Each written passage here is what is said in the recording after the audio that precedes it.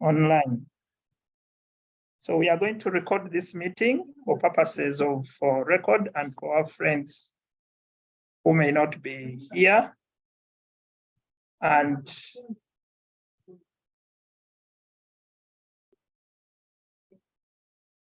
we would like to welcome you to this session. And this session is for the district support schools.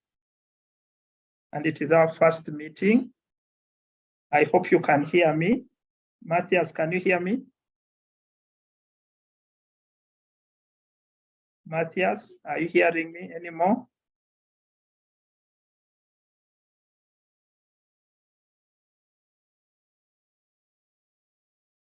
Matthias, can you hear me?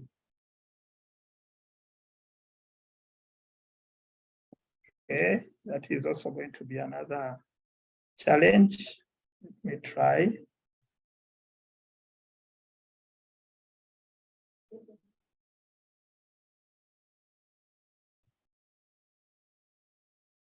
Okay, somebody says they can hear me.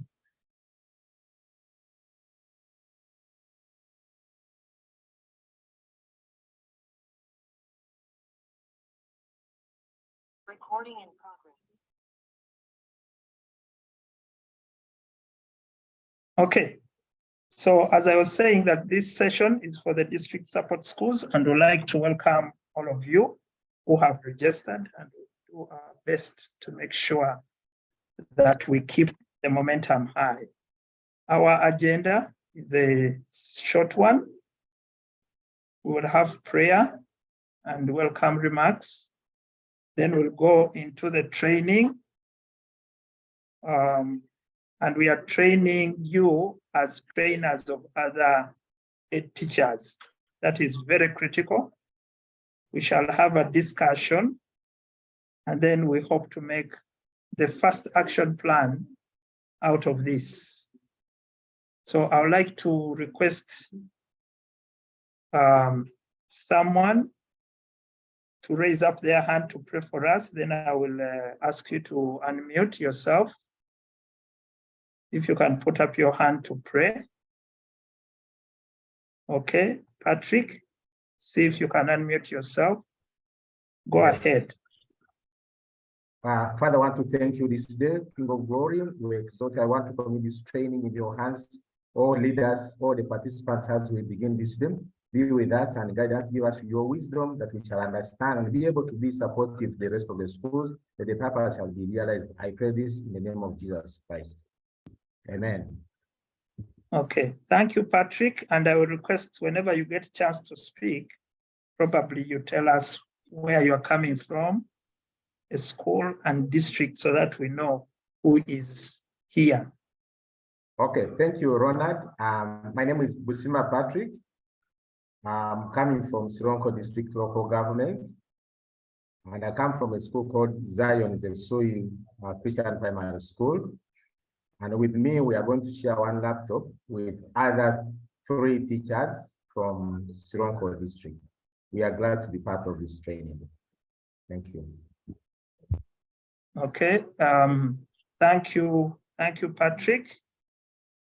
I will request the rest of my colleagues, they will introduce themselves as we get into their presentation. But we'd like to welcome you. My name is Ronald Dungu. I'm a Principal Education Officer in the Ministry of Education and Sports. And I'm directly concerned with the linkage between the ministry and the schools to ensure that learners are registered on the portal. I would like to thank you for registering for this noble cause. And we are going to try and explain to ourselves what is possible as support schools. It's a new thinking, it's a new approach, it's something that has not been here, but it is something that is possible. This is where you have schools in the district, and those schools support the ministry to infuse many of the requirements for schools within the districts. The DEOs do their best, and we want you to work with the DEOs so that we get the ministry's circulars well understood, the policies well understood, but in particular, we are here to discuss the Education Management Information System, EMIS, and why it is very important for us to register learners and to support each other to make sure that the learners are registered. So I bring you greetings from the Permanent Secretary, Ministry of Education, who will also attend the second meeting. This was the first meeting to understand who can come online and what is possible. And then in the second meeting, the Permanent Secretary will be with us so that she can speak to you directly. But I also bring you greetings from all the other people in the ministry, and we thank you as schools for all the work you are doing. I wish to thank you for the support you've rendered to the ongoing exercise of registering learners, and I presume most of the schools here have started on the process, if not completed. But I also know that you still have some learners who may not have been registered because of a few issues here and there. I would like to request that there is someone who offered on the platform, the WhatsApp platform we have created, who offered to coordinate for now. There is a link to the registration form. If you can pick that link and put it in the chat such that all the members who are here can register, they can register and also input their question. There are many questions we have, but those questions will continue coming in the meeting, but also afterwards. And we have created a WhatsApp group where all of us will be meeting so that we can chart a way forward for all the challenges we are facing. So let me request John. I think it was John. I did pick the second name. John, you can pick that link, registration link, or anyone on the WhatsApp group and paste it here for the members to register as we go along.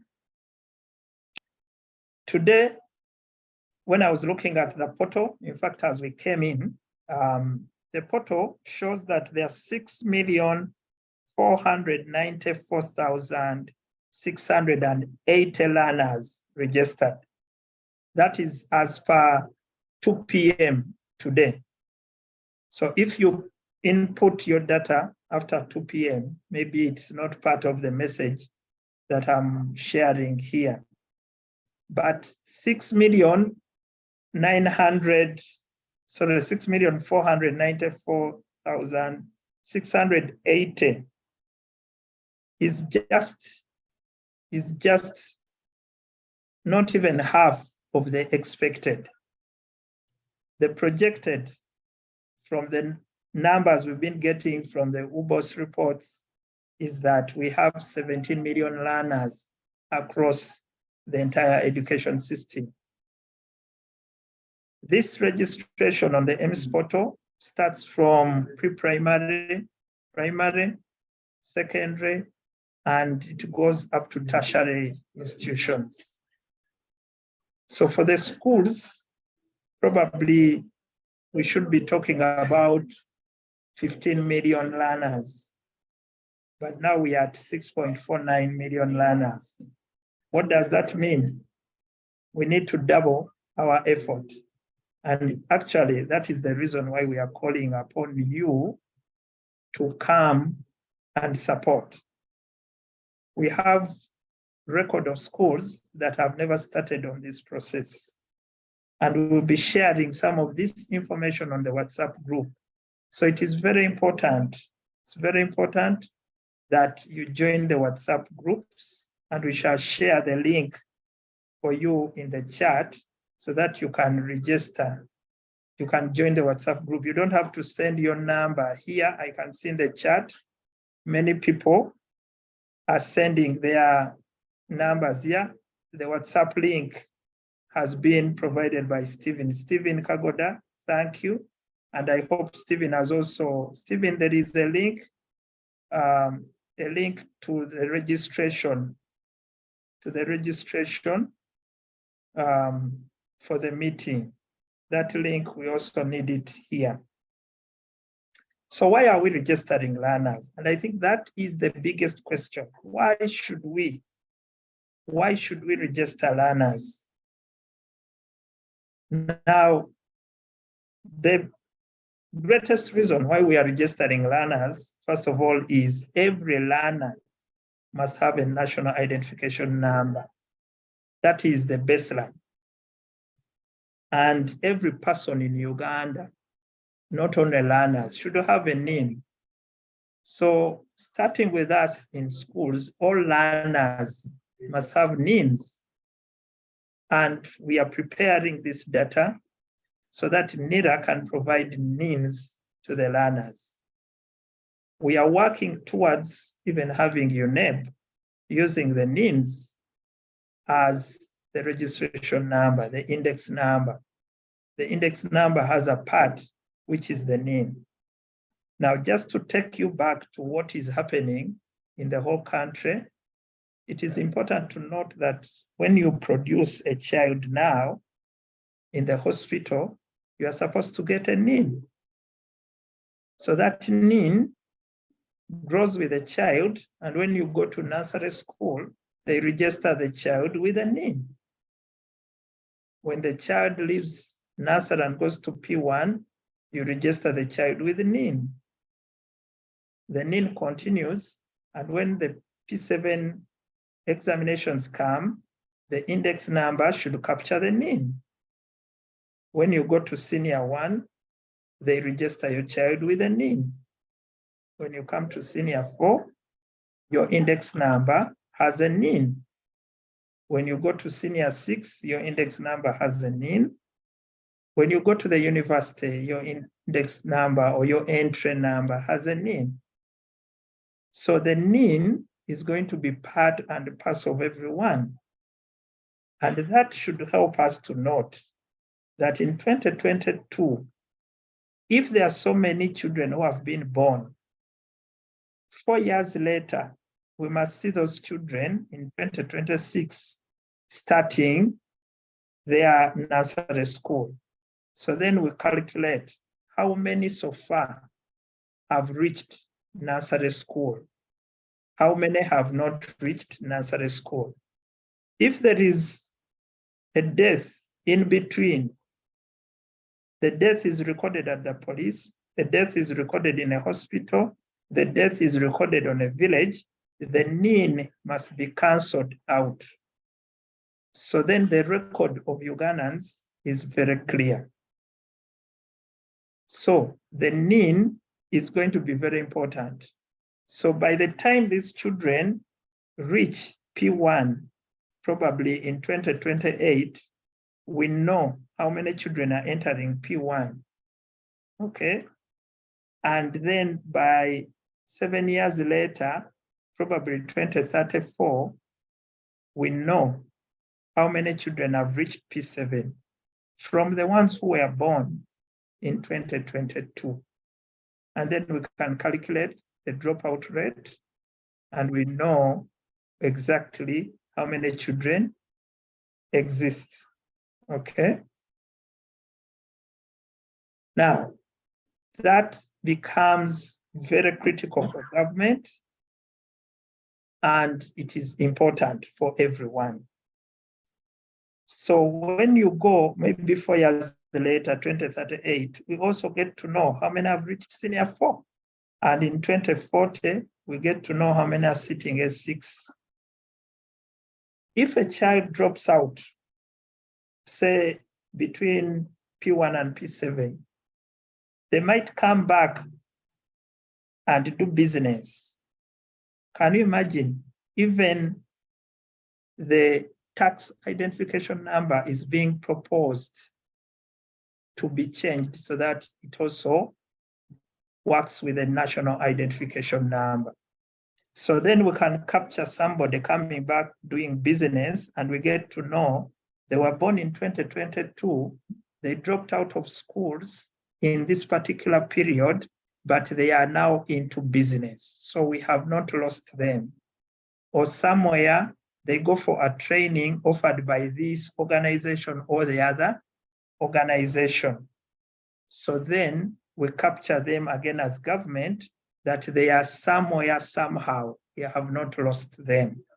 So it is very important that we understand why we need to have the learners today registered, such that as the government registers other people who are outside school, we can also register those who are in school. So by that simple explanation, it is the reason why all of us, wherever we are, we should do our best to ensure that our friends know how to register learners. And of course, if this registration does not happen because the learners are within our schools, then us who are responsible in those schools become the culprits of the day. So we don't want our head teachers to become culprits of the day. We want to spearhead the challenge and support them all the way. So since this exercise was started in July 2022, a total of 4.1 million learners has been passed on to NIRA, EMIS, and very soon we should be getting that first batch out. And they are asking us, can you prepare the second batch? And that would be another 4 million learners. But right now, we don't have the 4 million learners. We only have 2 million extra learners. And we need to work hard to make sure that we raise this number. And this is the reason why we are calling upon you to support this system. So the ministry is undertaking a few steps to support schools and the local governments to perform their roles. One of those, there is a call center we are utilizing, and you need to take down this call center number. It's a toll-free number. If you can write it down somewhere, it is 0800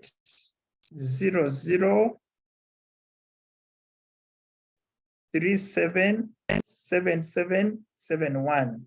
Someone is going to put it in the chat. 0800 377771. And I hope the members in the call center to join in, but they will be with us all the time so that they can support you whenever you are in need of something. But otherwise, the WhatsApp group will also be of help. 2 weeks ago, the DEOs, the cows, the town clerks were trained on the system, and the next level, the head teachers. But we cannot be everywhere. The DEO cannot be everywhere. And that's why it is important to have some support schools so that we divide up the roles, divide up the work. And your role as a school is going to be to train other head teachers in the region. So we'll ask you to mobilize them. Of course, the DEO will be mobilizing them so that they come to your school on an agreed date. We are going to talk about that at the end of this training. And then you will conduct a similar training you're going to undertake, but also tell them the story I've told you about the need to have NINs for our learners. As a ministry, we'll continue utilizing the different communication channels. Of course, the circulars have been coming to you. We will be on TV, we'll be in print media, social media, so that we share the EMIS information to everyone. Many head teachers had applied for EMIS numbers. We have almost approved everyone who was applied, but some applied and the DOs have not yet approved them. We will also share with you on our WhatsApp group information about the DEOs who have not yet approved. There are about 20 local governments with so many applications not approved. We want you to reach out to the DEO. We'll be asking you to reach out to the DEO so that that DEO tells us what the challenge is. Either their login details are failing them, or they need to be supported to log in. Maybe you need to invite them to your school where you have reliable internet, if you do, so that they can access the platform and approve these schools. The Ministry of Education has instituted sanctions for schools that will fail to provide the required learner information. Like I've told you, it is very important to have the learners registered so that we get them national identification numbers.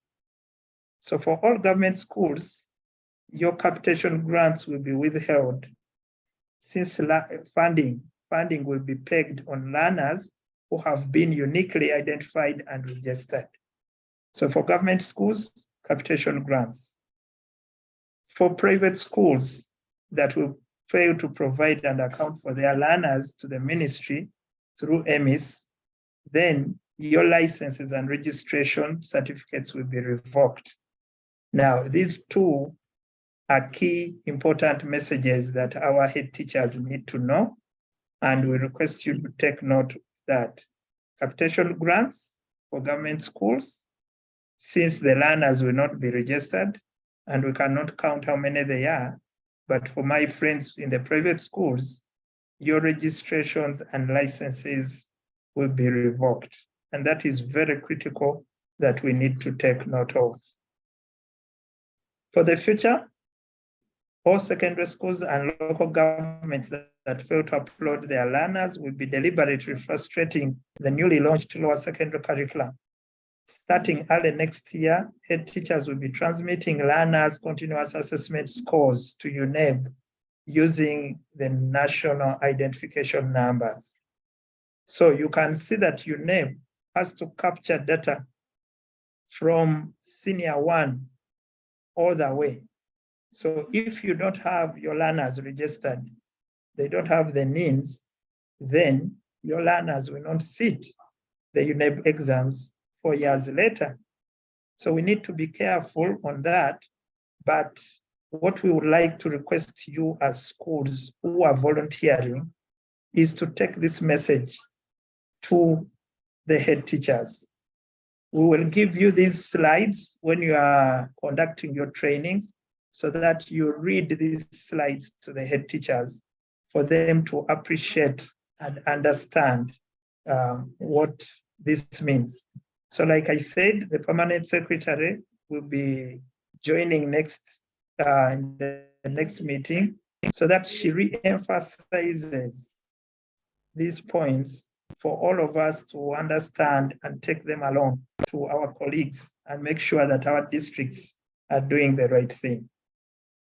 So as a way forward, we would like to organize trainings for all head teachers in the districts through the support school centers, through your schools. And we had requested the DEOs to nominate schools across the different sub-counties, the different divisions. I'm not sure if we have schools from Kampala itself, because Kampala has 5 divisions, but each of those divisions has a wide area, and you need to select schools from across the zones so that we cover the whole district. So we need you to organize trainings for head teachers. And what will you be training them about? You will be training them about what is expected of them. You'll be sharing with them the words that I've shared with you. This recording is going to be placed back onto our platform so that you can listen to it. This PowerPoint will be presented better and shared with you so that you read each of the words here for our dear head teachers so that they can respond to what the government is asking them to do. So at the end of this meeting, We will discuss this further and agree on the dates, because remember the deadline was 9th December, and we need at least all the schools to have started the journey. We are going to share with you on WhatsApp a list of schools that have not started. Maybe some schools have left, they are long closed, but some exist and have not dared to start. They have EMIS numbers, but they have not dared to start on their work. So we need you to help us. So we request that you prepare yourselves well to support other schools and humbly accept to do this noble cause. I know everyone is asking, what is it for us who are support schools? Today, we cannot say what is there for you, but what is there is that you are going to transmit the voices of the ministry to the rest of the head teachers. With that, I want to welcome you and to thank you for joining. Those who are just joining us, we welcome you. My name is Ronald Dungu. I will put my contact within the chat, but we shall be meeting on WhatsApp so that we can share everything. So I would like to stop here and request that you hold your questions until when we've had the second item on the agenda, which is going to be a presentation from our colleagues in statistics department in the Ministry of Education,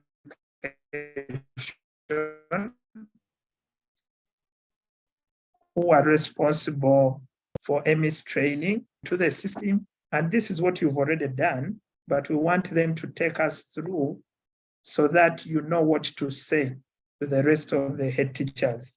I want to thank you for listening and now invite Matthias to take over from here. Matthias, are you still there?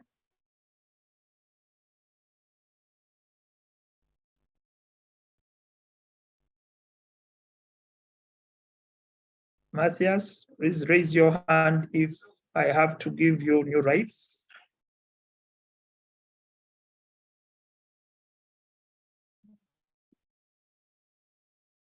Matthias.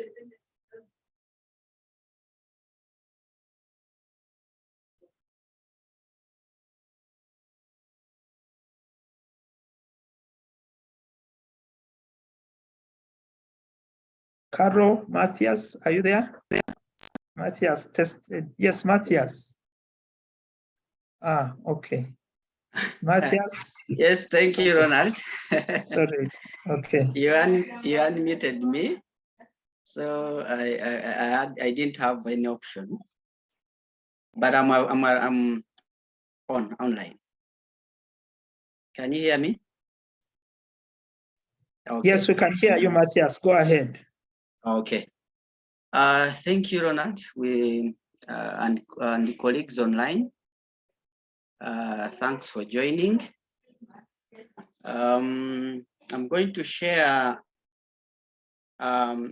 issues on EMIS, how to upload, and in addition to what Ronald has presented, I'm going to add on some few to know where EMIS has come from and where we are. My name is Sabusa Matthias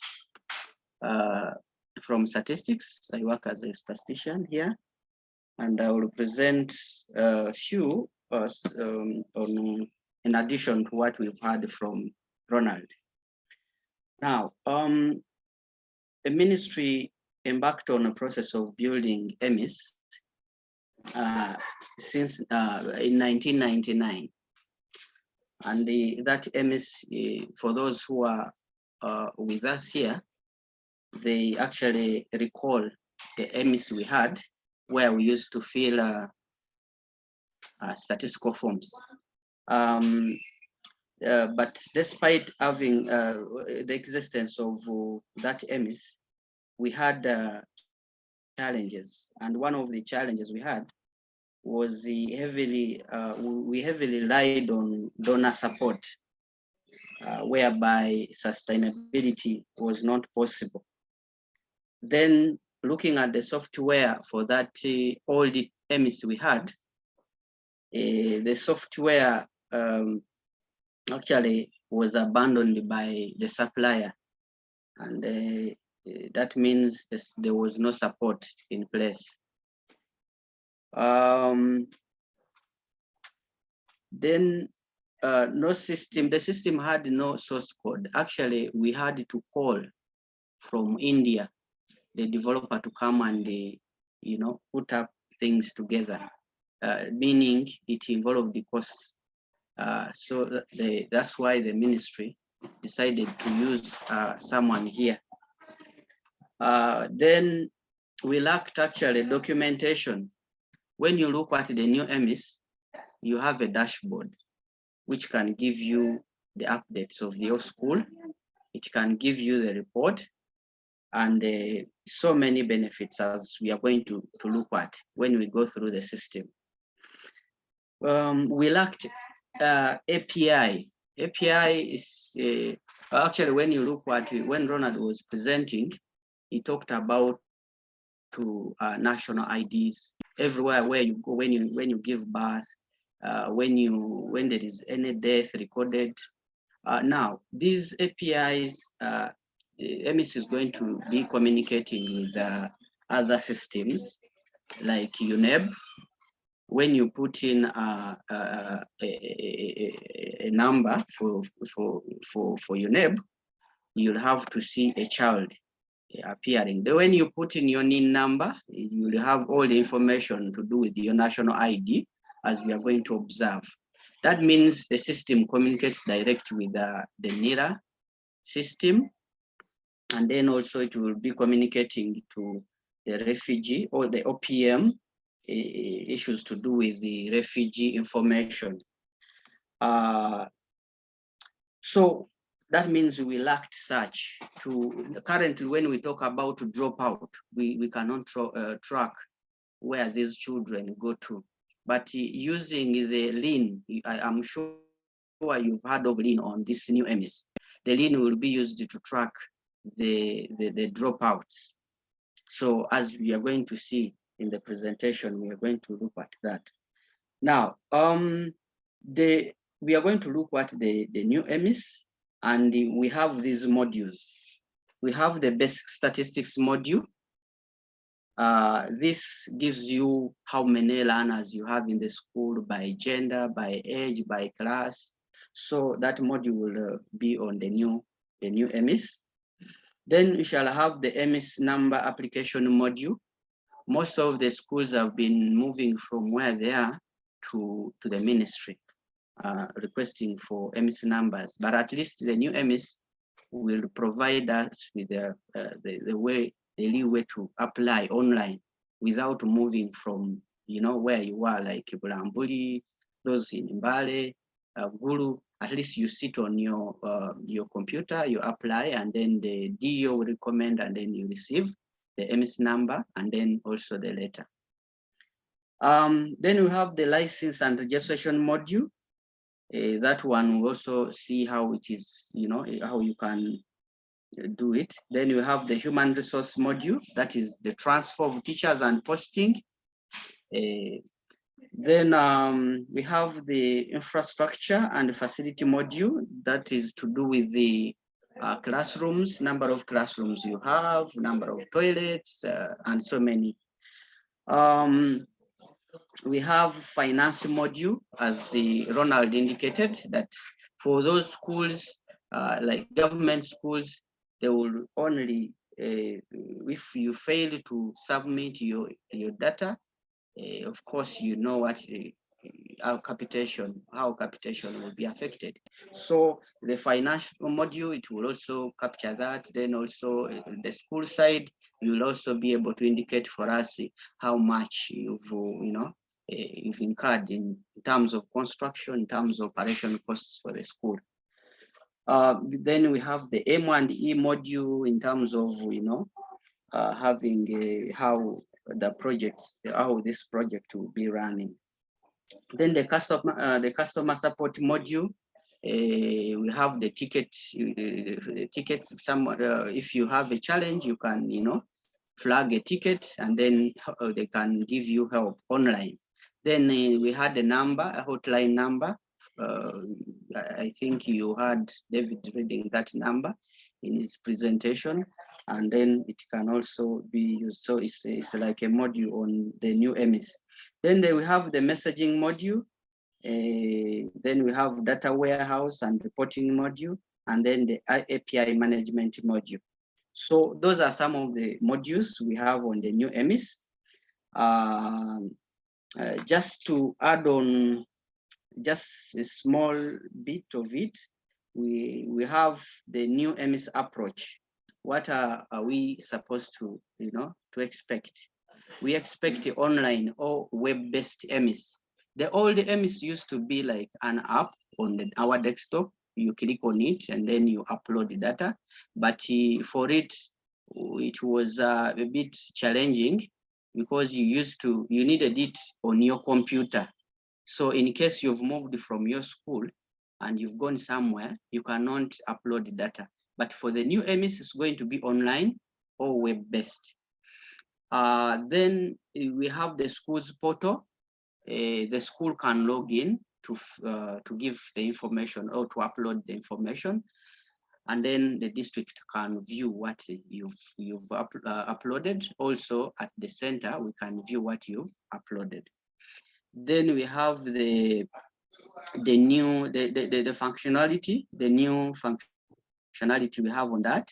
We are going to have the learner level data collection because we are collecting information. Matthias, people are asking, are you reading from somewhere so that you share your screen? They seem to think that you have it written somewhere. I'm going to prepare it very well, then I send. We will look at it. Meanwhile, I can give you what I'm presenting, then I'm going to share immediately after presenting. Is that okay? That is okay, Matthias, continue. Okay. Then I was talking about the notable functionality we have on the system, the new EMIS. We are going to have the introduction of learner identification number, the LIN. The LIN will be introduced to track whether the child or the student has dropped out of the school or out of the school, the system, out of the education system. As I said before, it was hard for us to track whether this learner who started in P1 and we cannot see that child in P7 moving to P7. So this LIN will be used to transfer a learner. And whenever a child moves from school A to B, they will go with that LIN, and the head teacher or someone responsible for the system will use that number to transfer that child. And basically, as we move on, I will show you what I mean by the LIN. Then we have the learner transfer tracker. As we said, we can see that one child has moved from school A to school B. And then we have also the teacher transfer tracker. And then it is also from using the district HR, they will be able to use this system to transfer a teacher that is primary, because we are aware that primary teachers at local government are supposed to be transferred by the district. Then at the center, you will also observe that on the system. So one teacher will move from one school A to school B, and it will be indicated there. You will see as we present. Then we have the integration with the NILA for NIN verification. I'm sure those who have tried to use this system, they have seen how you can enter the NIN number and gives you all the information on your national ID. Then we have the integration with UNEB for index number verification, as I said. For those learners the learners we are uploading for like secondary school, they will ask for index number. For O level, they will ask for PLOE index number. For A level, it will be UCE index number. Then lastly, the integration with the OPM or refugees for learner verification. So after that, I will share what I've presented, and then we go through such that as we're interacting with the fellow head teachers, we can communicate. Straight, Ronald, I will go to our system, but as we go on demonstration, we need to you need to take note of this. Make sure as you're using your Chrome, I mean your browser, you have Chrome. Okay, you have Chrome on your computer, so don't use the Explorer, because we've observed that those who are using Explorer, they normally get issues as we move on, especially when we are uploading. Then as we are moving, let us have email addresses, our active email addresses in place. Then also we have the national IDs. So let us go direct to the system, then we navigate through, then after we shall go into demonstration.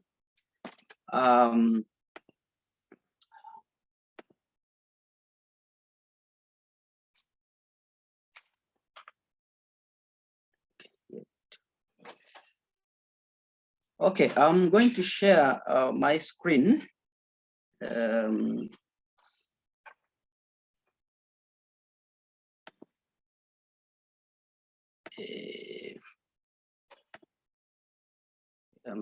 sure. Okay.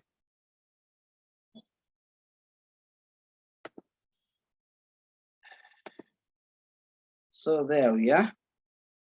Now we have our browser there, and let us see, observe this. Since we are going to be demonstrating, we don't need to use the main URL, the browser, the website. So when you open your Chrome, just type in www.dev as dev.demis, demis as in demis.go.ug,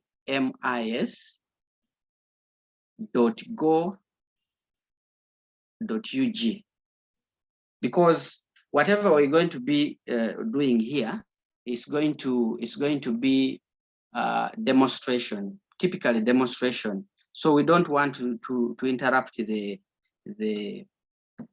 main system of emis.go.ug. So as when you type, you just type www.dev.demis.emis.go.ug, so that we have the demonstration. When we look at this system,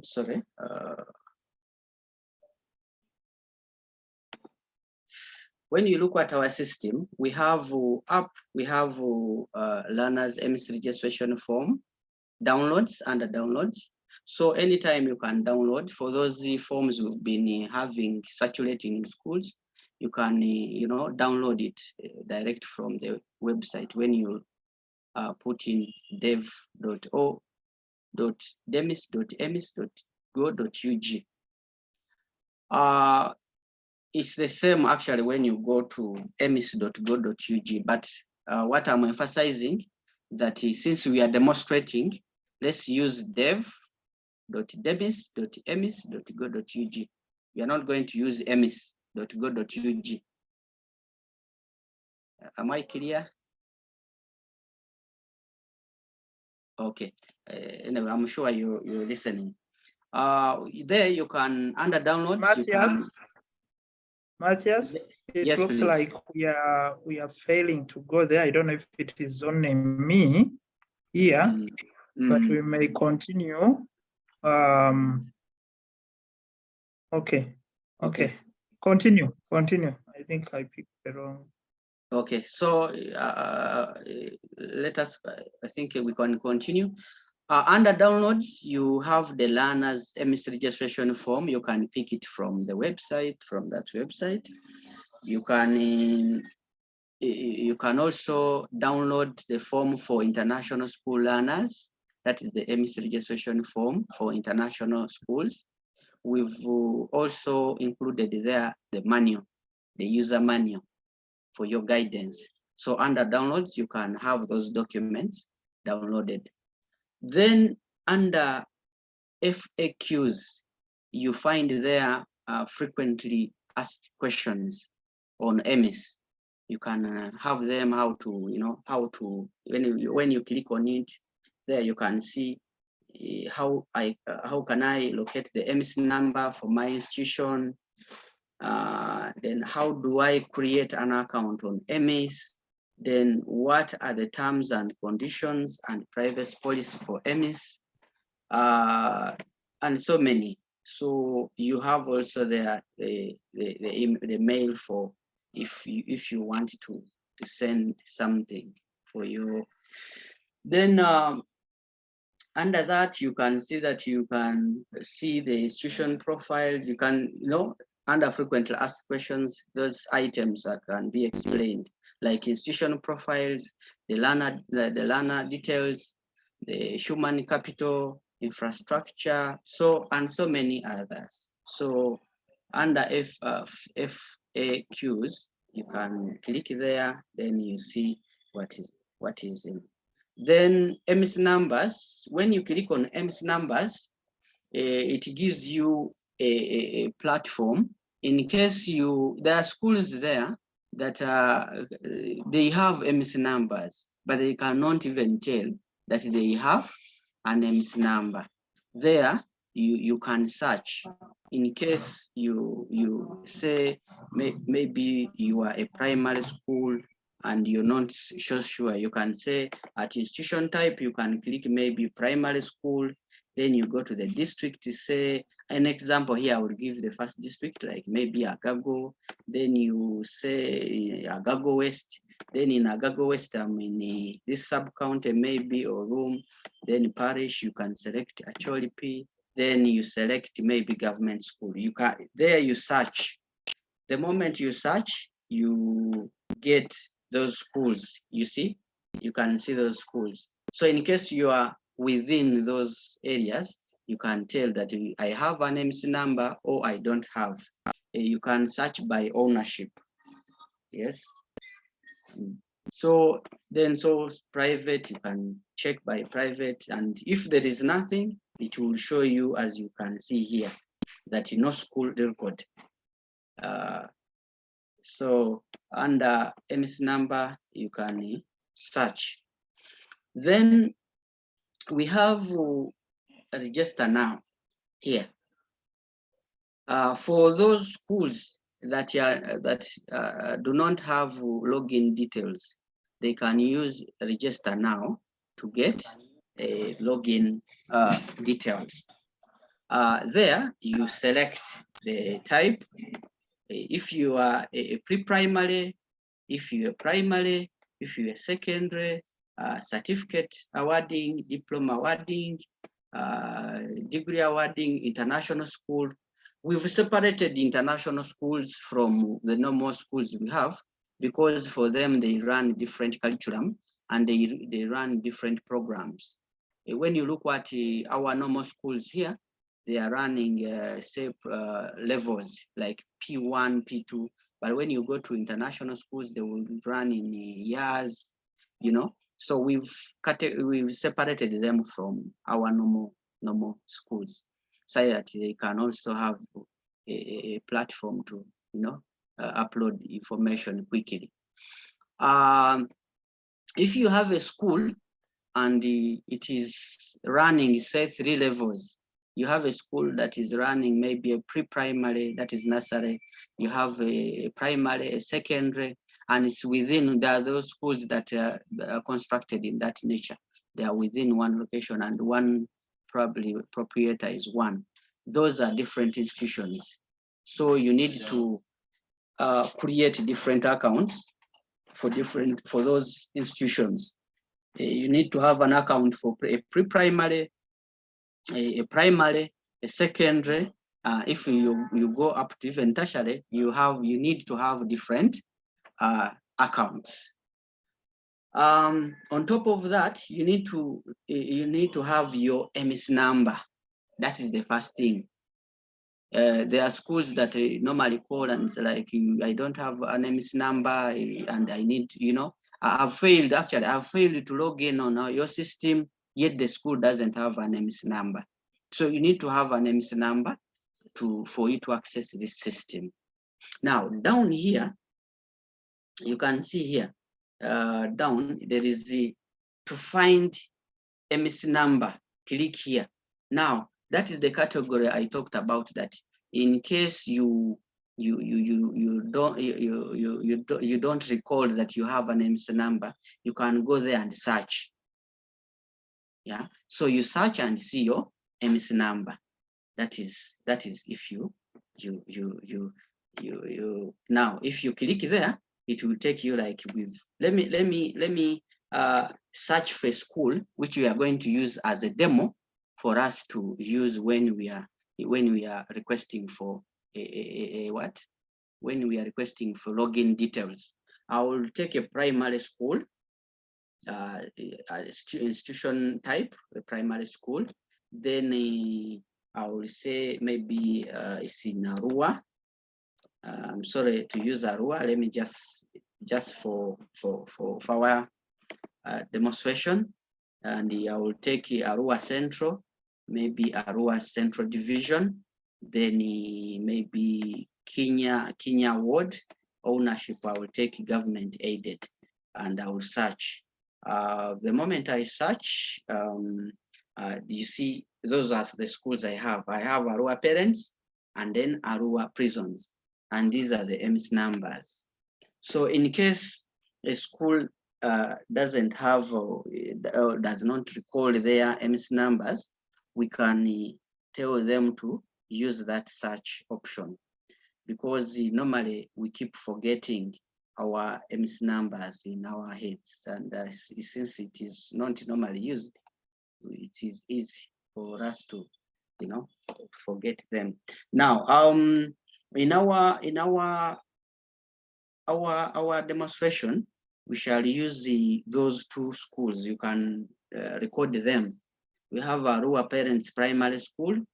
Its EMIS number, it is 000 3 times 386, and then Arua Prisons 030065. So let's proceed.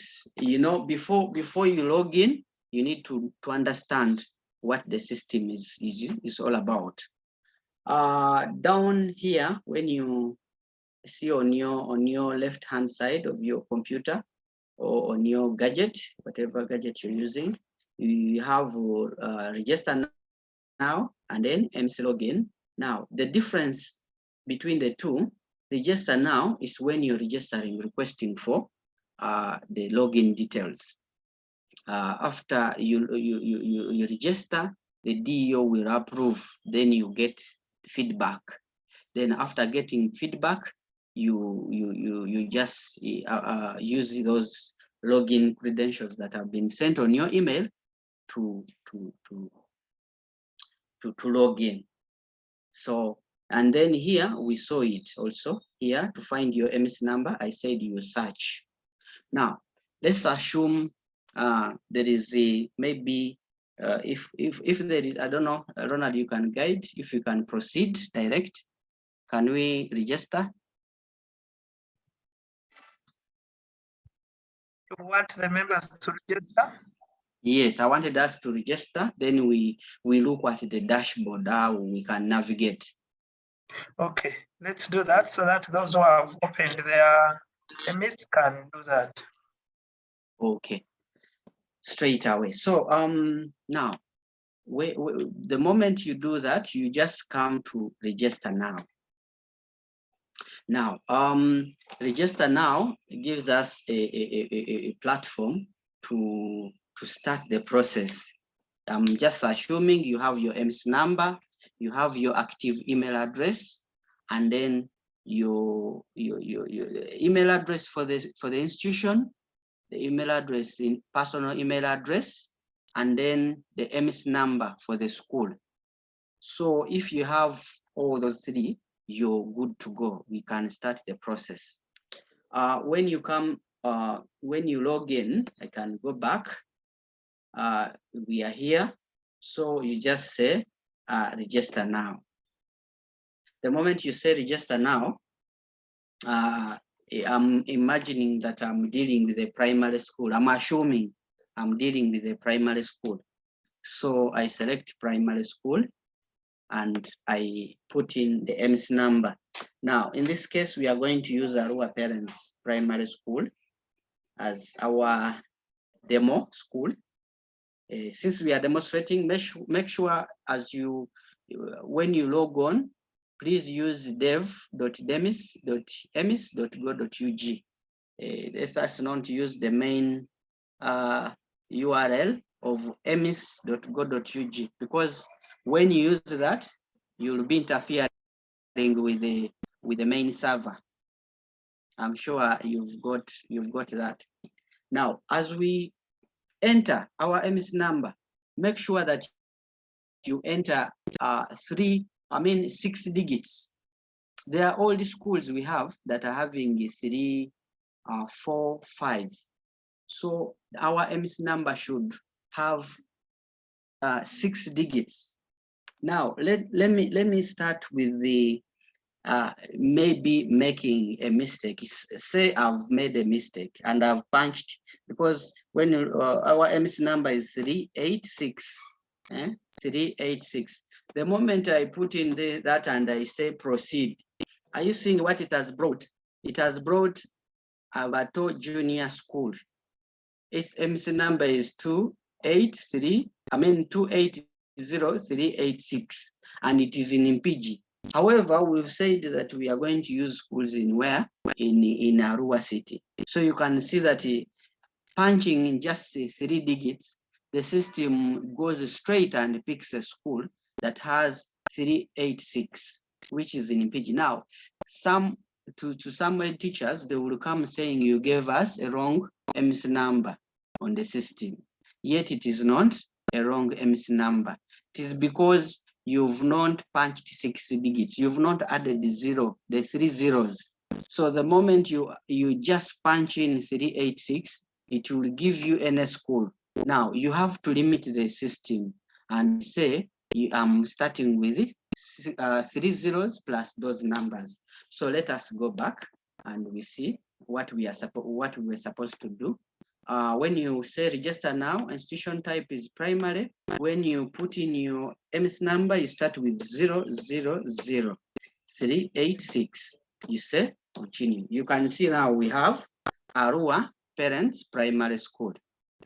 So the moment you have that, go through them and look at the institution details. Matthias, can you repeat that? Okay. Good, thank you. Let me go back. If you click on register now, and then you say institution type is primary school, here, down here, you can see it. I'm supposed to enter my EMIS number. There are schools which there are those old schools with the EMIS numbers less than 6 digits. Now, like an example of our school was Arua Parents. Arua Parents is 000,386. Those are 6 digits. But in case our head teacher of Arua Parents make a mistake and punch 386 without putting 0, there's 3 zeros first, the system will pick any school on the system. Like now, I'm assuming we've made a mistake and I've put 386. I'm the head teacher of Arua Parents. I will just say proceed here. The moment I say proceed, it will pick a school. You can see it has picked a school in Mpigi. It's called Abato Junior School. Because you see, when you are in Excel, you cannot enter, say if it's a phone number, You cannot enter a phone number starting with 0772. If you can, then it means you've formatted that column for phone numbers. However, for this system, it can allow you to put the first zeros you need, because for it needs direction. It needs you to direct it that this is the school I need. But the moment you fail to do that, it will just go and pick a number which has got that. You can see that it has picked a number 386. It is extreme end of the 28. So it means it has picked a school of its own choice, not your own choice, because we are looking for a school called Arua Parents. So that's why you see Headteachers coming to say that you gave us a number, and that number, whenever I log in, whenever I punch in the system, it brings another school. No, it's because you entered the figures less than 6 digits. Those digits are supposed to be exactly 6. In case there are 4, add a 0. In case there are 5, add the, in case there are 4, add 2 zeros. If there are 5, add the 1 0. If there are 3 digits, add the 3 zeros. Of course, I'm sure there are these other schools. I'm not so sure if we have those with the 2 digits, but I'm sure for those with the 3 digits, add the 3 zeros first before you enter that number. I don't know whether I'm clear there, Ronald. Very clear for now. We shall keep it in the WhatsApp group. Okay. So before you do that, you need to check these details. And if I'm to go back, let me go back and we enter the correct digits. If I say register now, I need to come here and select the level. Then I come here. I should start with this 3 zeros, 386. The moment I do that, it will bring what the school I'm looking for, or my school. In case it is, in case it's not the one, you need to call the center. Now that is the school after entering the EMIS number. Now there I've confirmed that the school is on the system. It's already uploaded on the system. The moment I confirm these details, I need to come here and say proceed. The moment I say proceed, it will ask for the institution email address, and says specify the main email address of your institution. Now, for demonstration purpose, we are going to use Arua Parents, because we are demonstrating. I'm not so sure of the email address for Arua Parents. So I will say Arua Parents Primary School at. Now we are going to use a demonstration email just for demonstration.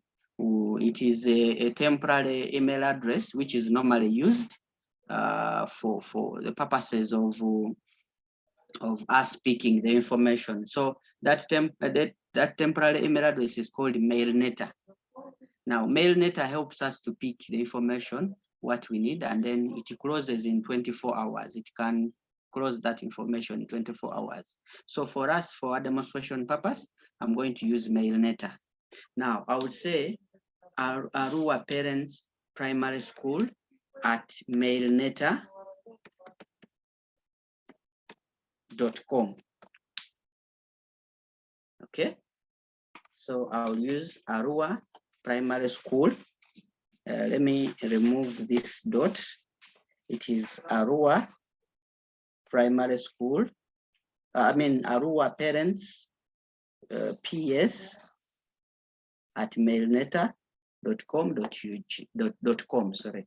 Now the phone number is, you need to have institution here. You need to have institution mobile phone number, and says specify the main phone number of your institution.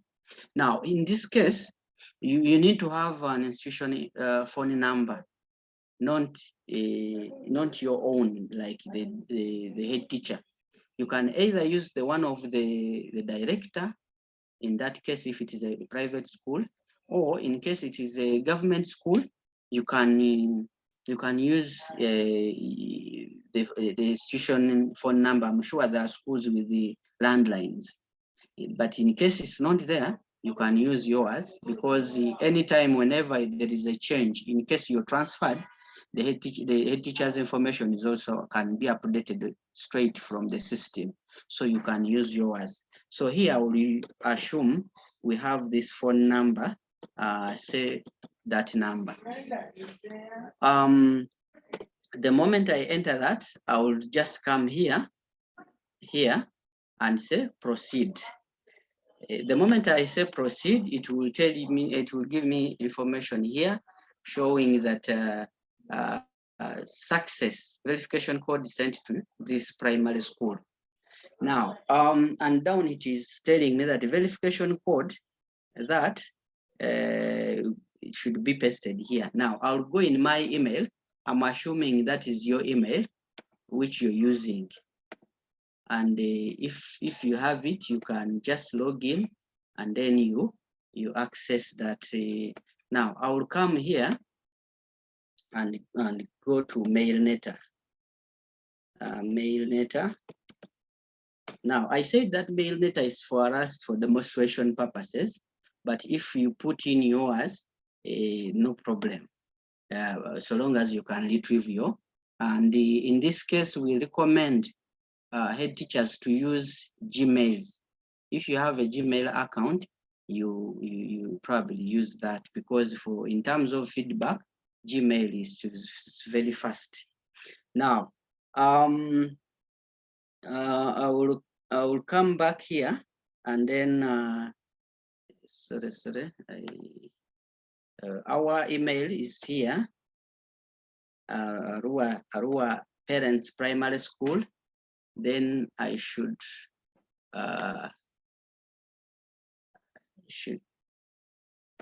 come back here and paste it here and search. So I paste it here and search for the other feedback from, you can see here, it is saying Ministry of Education and Sports verification code, your email. So when I click there, it gives me that.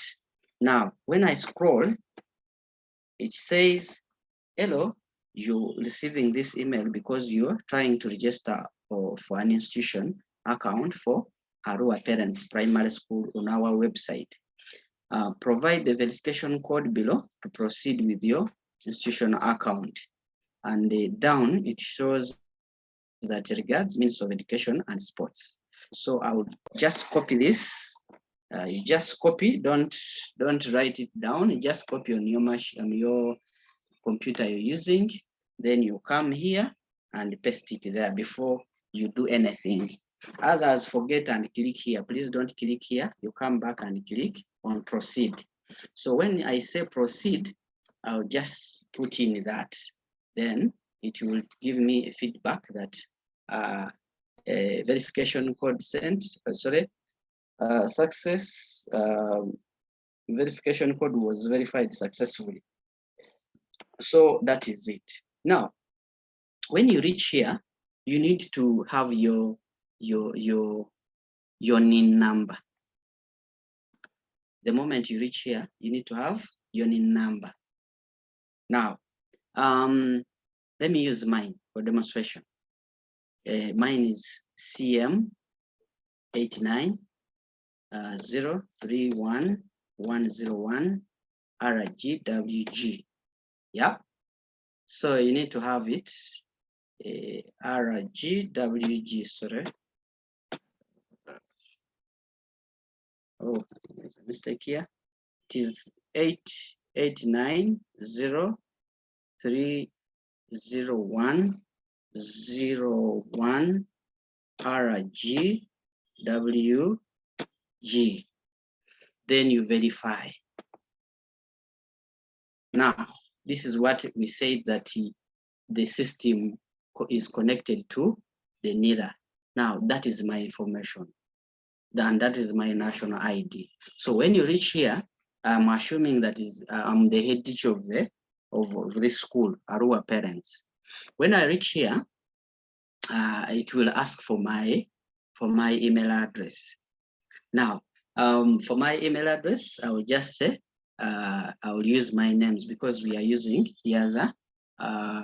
Now, this is different from, it's different from the verification for institution email. This is the contact person details. Now, the contact person details is, in this case, is the head teacher. Now, the head teacher will be contacted either by the ministry or by any institution body that needs help in that institution. So here, remember the other time we used the institution email. Here you're supposed to use a personal email. Say now I'm the head teacher.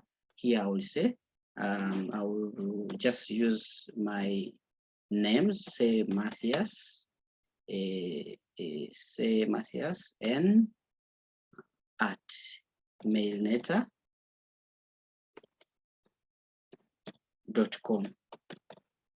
and that is, I assume that is my email. So then when I come to the phone number, I'm supposed to put my phone number, not the director's phone number, because here when you're contacting the head teacher, you're supposed to fill in your number. So I'm just assuming that is my number. Now, before you proceed, you need to click on this.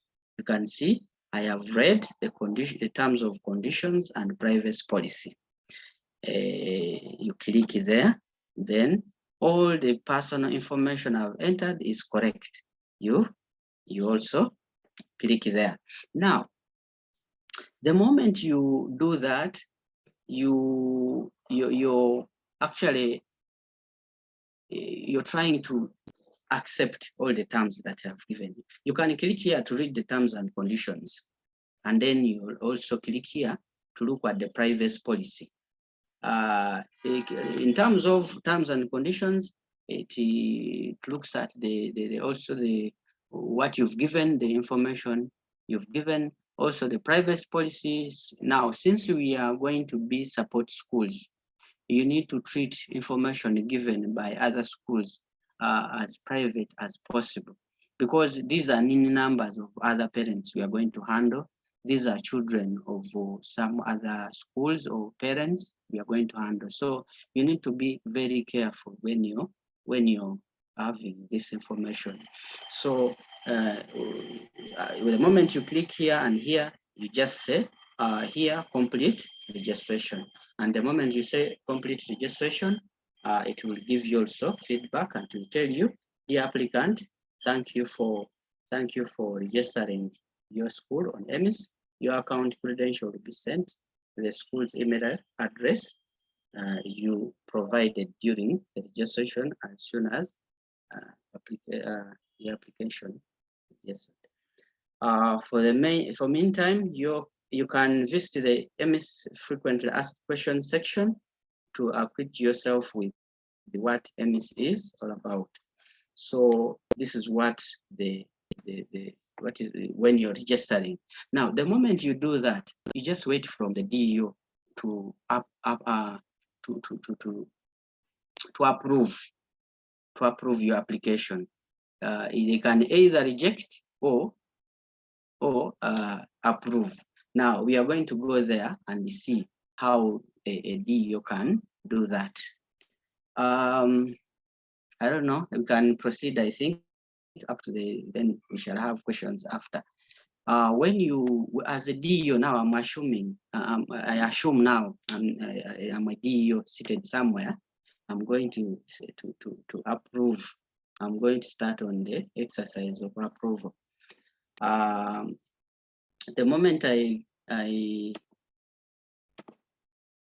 come in here as a DEO, the DEO will log in differently. It's not like a school. And in this case, it will be dev.demis.emis.go.ug/admin. Yes. So the DEO will not be logging in like a school. So there is admin added. The moment you do that, so we said it is said Arua City.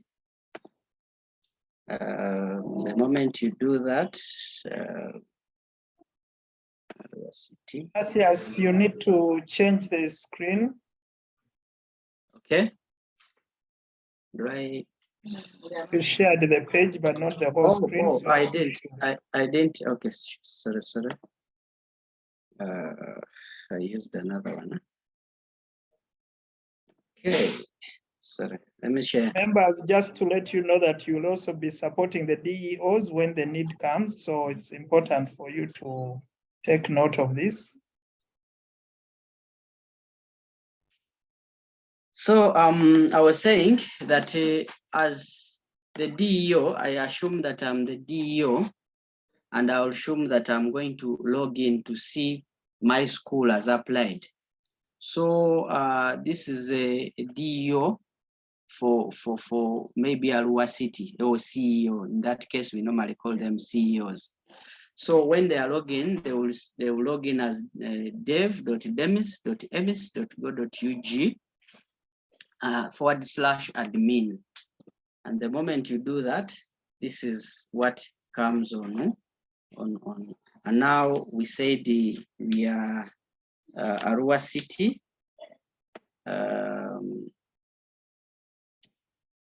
City. So here I'm logging in as a CEO.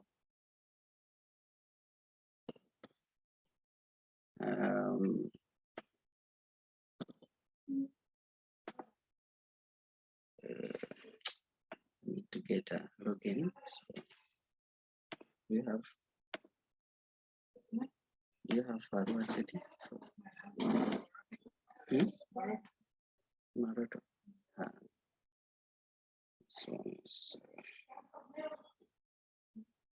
Meanwhile, let me get the logins for Arua City. Then we can proceed. Let me get the logins for the DEO. Then we can, since this, I think this one was made inactive after the training. But let me get them. Then I get back online. Okay, thank you, Matthias. As you get that, I just wanted to let the members know that it is important for you to test your connection. We are hearing Matthias very well where we are. So we want to know whether you are doing the same. And if you are not doing the same, it is important for you to tell us, but we shall use this within your WhatsApp group messages. We want to know which district is not receiving the information well, because in future, we want the PS to speak to all the head teachers joining in from your center, from where you are, from your school. So we need to know which districts are not very clear and why they are not very clear. But I'm sure you also know that there are some schools that have been supported with internet connectivity before. Maybe your school will be lined up in future.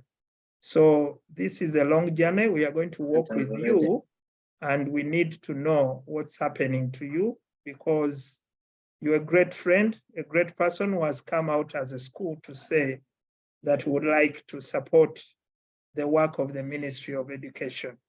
So those are critical things for us to take note of, so that we can know who we are dealing with and why their link or their connection is not very clear. Of course, I can see Photo is saying it's clear. Namisi Indwa is also clear, but don't forget this information. We shall need it. We shall need it in the WhatsApp group. We shall need it in the WhatsApp group so that we know the challenge you are having. I'm sure you have generated quite a number of questions for Matthias for the communication I had. And I've requested that you put that information in the registration form, but if not, put it in the chat. And when we get chance, we shall raise our hands so that we start to answer some questions. You also have chance to rename yourself so that we know who we are talking to. Infinix Hot 10 Play, we don't know where that one is coming from. You could rename yourself so that when we come to the question and answer session, we can come back to you. Okay, Matthias is still picking that detail. Okay, meanwhile, as Matthias comes, let's break a bit. Matthias will tell us when he's back. Let's break a bit and take questions from the presentation, the very first presentation I made. Are there any questions? Yes, I can see Joanne. Joanne has a hand up. Joanne, unmute. Hello. Yes, Joanne, go ahead. My name is Joan Aliedo. I have been coordinating education for integrating secondary school, where we have to carry just at 1,000 plus of our population. Joanne, I don't know, you're not very clear to me now. Can you hear me But now? yes, I can hear you. So I'm saying my name is Joan Aliedo from integrating secondary school. Can you hear me? Entebbe Senior Secondary, go on. Yes, we have so far registered 1,000 of our learners in the EMIS sector, and there are Yes. 1,200. And we are remaining with probably about 100 or 200 here. We are still verifying the information that we have. I just have about 2-3 issues. One, the form that you gave us to give to the learners to fill in the information had a lot of details that we're lacking. Then the provision for the of bar was especially to the kind of storage that we're sending this form to. We do not give us a provision for subject and provision for index numbers. However, we decided to incorporate and we were able to get that information. Secondly, we are now on a good note. We are now helping close to 20 schools within the municipality to the EMIS. We've already begun the process. The bill open and the first paper, and we took it on. So we have begun the process of registering close to 20 files that are now reviewed, and we are doing the data entry on behalf of those schools, because for us, we are almost as good as done. But some of the schools actually would have benefited from it, because some of them have never logged into EMIS. They don't even know what EMIS is. Some of them that have the EMIS contact for schools, I thought it was that they found.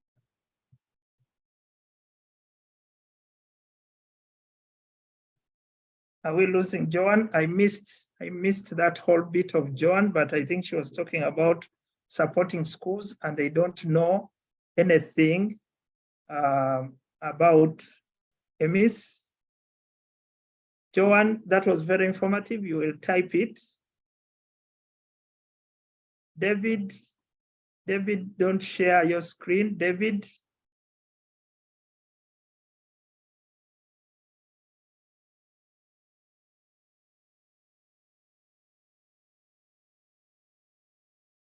Okay, I think we lost Joanne. Infinix, I'm hesitant to pick you because I don't, but there is another hand. Isaac, mute yourself. Isaac, unmute.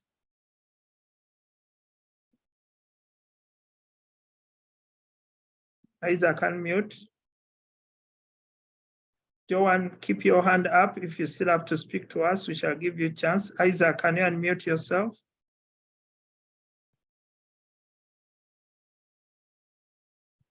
Okay. Birungi, can you unmute yourself? Thank you so much. Can you hear me? Yes, I can hear you.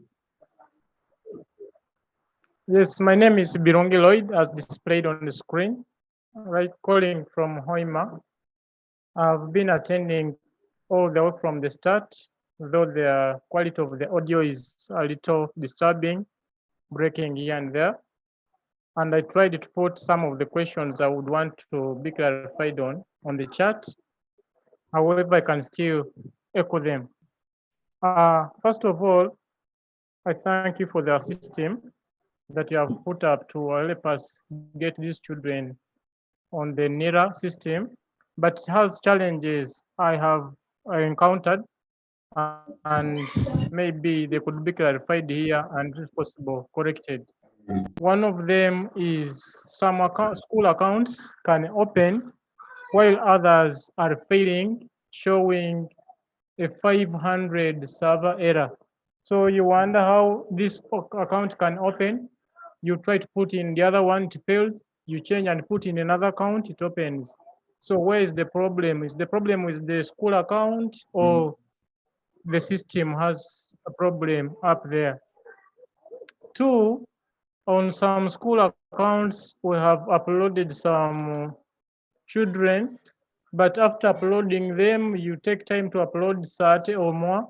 When you log off and come back later, you find that the 30 you put, only 3 or 5 have remained. Where could the problem be on that? The third issue I'm finding is with the Excel sheets that are on that portal. We downloaded that sheet, hoping maybe we would just fill the sheet and then upload it with the bulk photos. But the Excel sheet has more provisions that requires more than the form that is still on the same portal. So the forms that are filled by the schools have less information they are asking for, like the orphan status is not shown on the form, disabilities and other special needs in the child are not shown, the skills and all that are not shown in the child, I mean on the form, and yet the Excel requires them. So I tried to upload without this information because information coming from the schools does not have that other part which is in the Excel. When you upload it, it shows that there are so many errors, and where the errors, these gaps which are not filled. What is the instance of having the Excel different from the form that children are filling physically or the parents are filling physically, and yet what the system requires is much, much more than what we are capturing from the schools. And I have also encountered the challenge of some accounts failing to open at all, and yet others are opening but giving different messages. There is server error, there is page expired. Maybe you could explain to us some of these terms and what are the possible solutions? What should we do? Because I've really tried to do all options that I could reach, but there is no help on those particular accounts that have failed, and yet others are opening. I beg to submit for now. Maybe I will come back if I'm given a chance. Thank you so much. Thank you, Lloyd. I don't know, Matthias, if you are back. I'm back. Okay, Matthias, it would Yes, be good that you complete, you go on to Okay. complete, because when we get into questions, it will be another journey. Okay, Matthias, you can go on. Thank you. Actually, we were capturing those issues. We are going to respond to them after. However, I'm supposed to have the DO logging in. Now, this is the DO logging in. I'm assuming. We said it is Arua City, and since we are just testing, the DO logs in as admin, and the browser, this face will look different from yours. This one will look from different from the school's the school browser. So I'm assuming the CEO of Arua City is logging in, and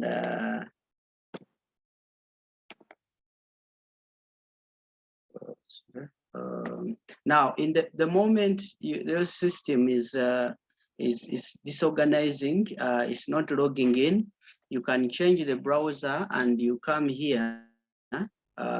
You can see the three buttons.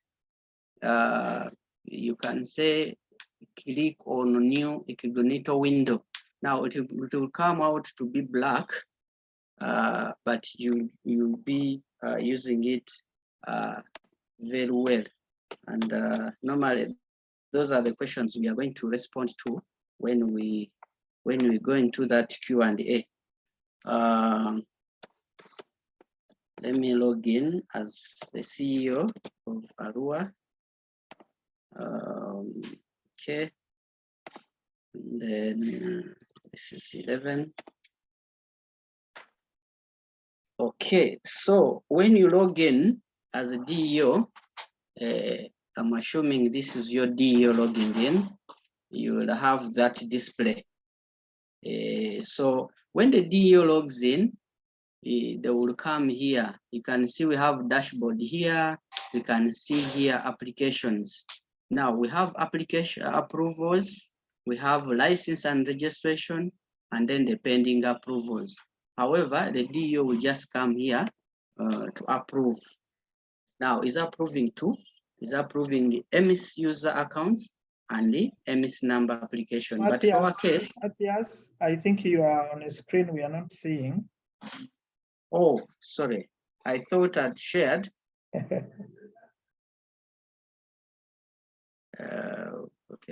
You know that Cognito screen? Oh, the Cognito. It is here. You're seeing this. The three buttons here. You click on it, then you click on this. Yes, what we are saying, we are not seeing where you are now. You need to. Maybe you should have shared. Should have shared the whole computer screen so that whenever you go to a page, we can see where you are going. Okay. Can you see me now? Can you see what I'm showing? Not yet. Okay, but you can see the dashboard. The dashboard we are seeing is still at login. Maybe you close and start again. Okay.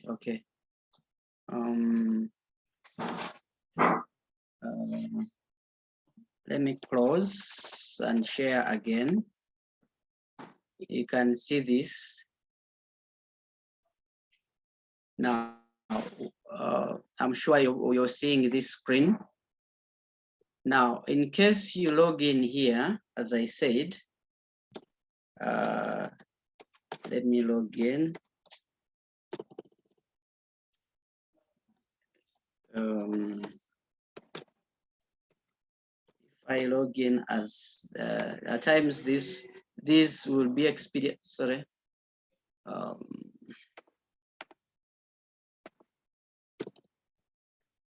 I log in as admin.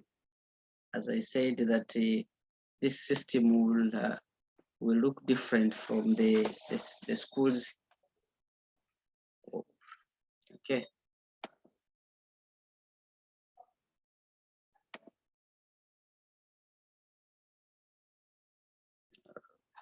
Okay.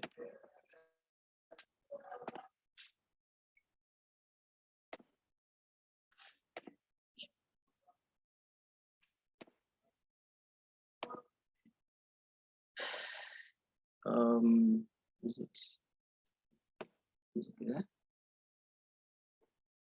So I think you can see the screen. It's loading. Okay. Yes, you can see the screen. The screen, you've seen it.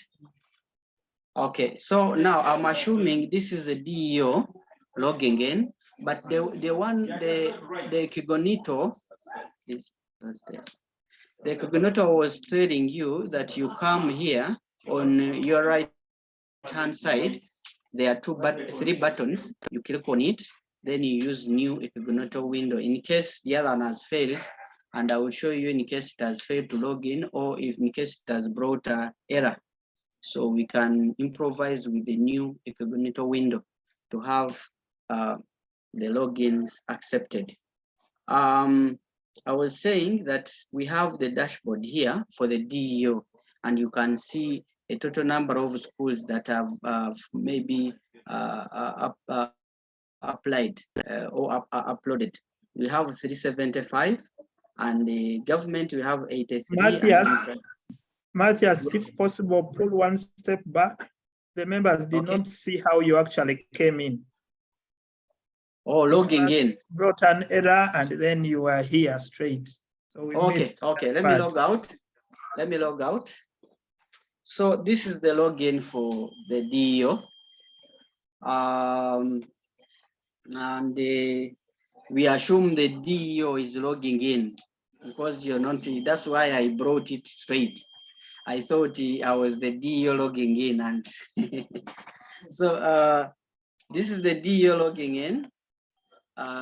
Here we put in, the DEO is putting in password. Then so the system is verifying, and this is how I came. So this is the DEO dashboard. However, this is for demonstration. I will not say that this is the CEO of Arua City logging in, but it's for demonstration.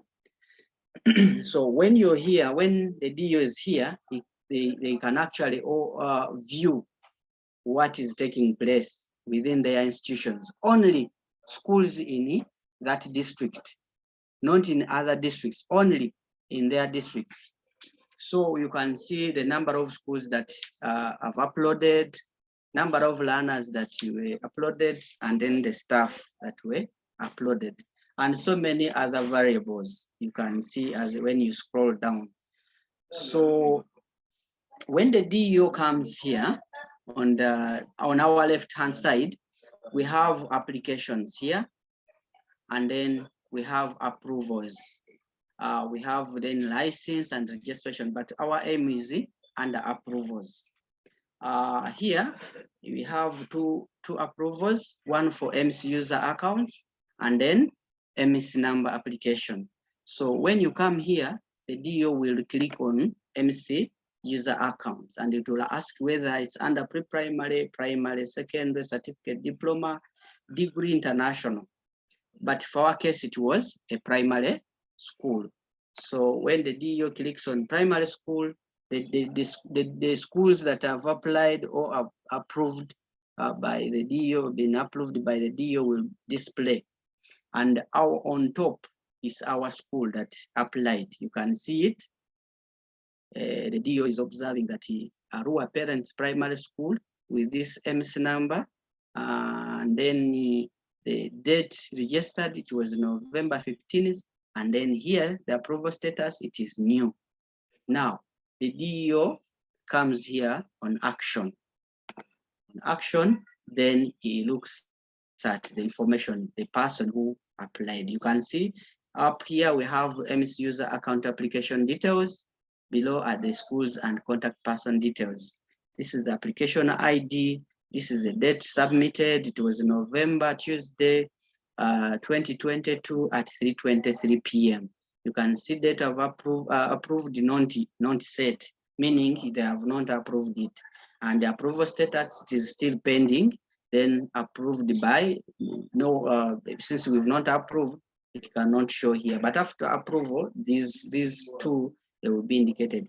Then these are the details of the institutions you can see, plus the contact person. This is the person who applied for the EMIS user account. Then you can see it was a government aided school, and it is in West Nile region. It is in Arua City, Arua Central Division, Kenya. And then down, you can see down here, the email for the institution, and also the details for the applicant. You can see here we have, by clicking approve, I hereby confirm that I have verified the institution details and I take full responsibility of this. Now, this looks like your signature.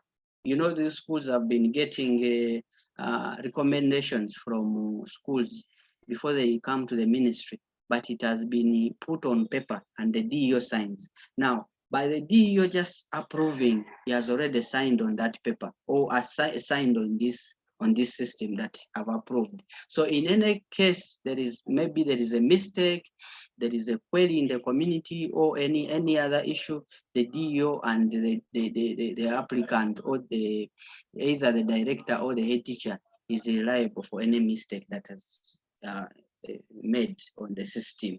Now that's why you're seeing by clicking approve, I hereby confirm. You're confirming that you're the one, even if you delegate, the user accounts are there. Now, in case you say reject, let me say I'm rejecting. When I say I'm rejecting, it will actually tell me to give why I'm rejecting. You can see up here, reject application for Arua parents. Now, the moment I say reject, it will give me why I'm rejecting, reject reason. Select those that apply. You can see here on your right-hand side, you have the reasons. There is maybe location mismatch, no school name, unknown contact person, unknown phone number. So all those, but also down, there is also a description. You can write, you can, give a description. Maybe the school has got login, maybe has got user account. That's why you're rejecting. So you can put in case it's not one of the reasons mentioned above. So there you submit, but in this case, I will not submit because I'm not rejecting. I want to approve the school. When I come back there, since I've not rejected, I will say approve. The moment I approve, the credentials, the login credentials will go direct to my email address, this email address of mine here, of aruaparents@mailneta.com, this one. So let's approve. Now, the moment we approve, it is now a different thing. It is showing me that application approved successfully, and it will show me who has approved. Is approved by the DEO of Arua City. And down here, you will see that we no longer have the other issue of approving. It's only the details of the institutions and applicant. So when you do that, the DEO has already approved you. Now it's all about you, the applicant, to go and check. You check your email. You check your email to see what the login details are for your institution. Now let us go back and we see. Matthias, I suggest that we keep the DEO at that, but we handle quickly registration of learners, because by 4:30 we must have completed and we have questions that are important to answer. Okay, so I think let us go there and log in, then we see how to upload learners. Is that okay? Yes, that is okay. Hoping that even the members here have gone through it, so we'll do it quickly. Okay. Yeah, we assume that they have gone through it and there are challenges they are faced. So those are the issues we are going to handle in the Q&A. Okay. Don't forget to share your screen. Yes, I will. I'm doing that. Okay. Now, we are going to log in as an institution. Remember, they have sent the login details.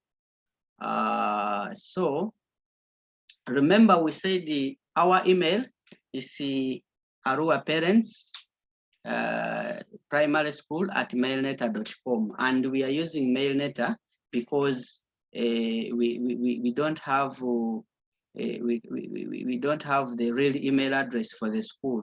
So let us go to Mailneta and we retrieve the feedback from the ministry.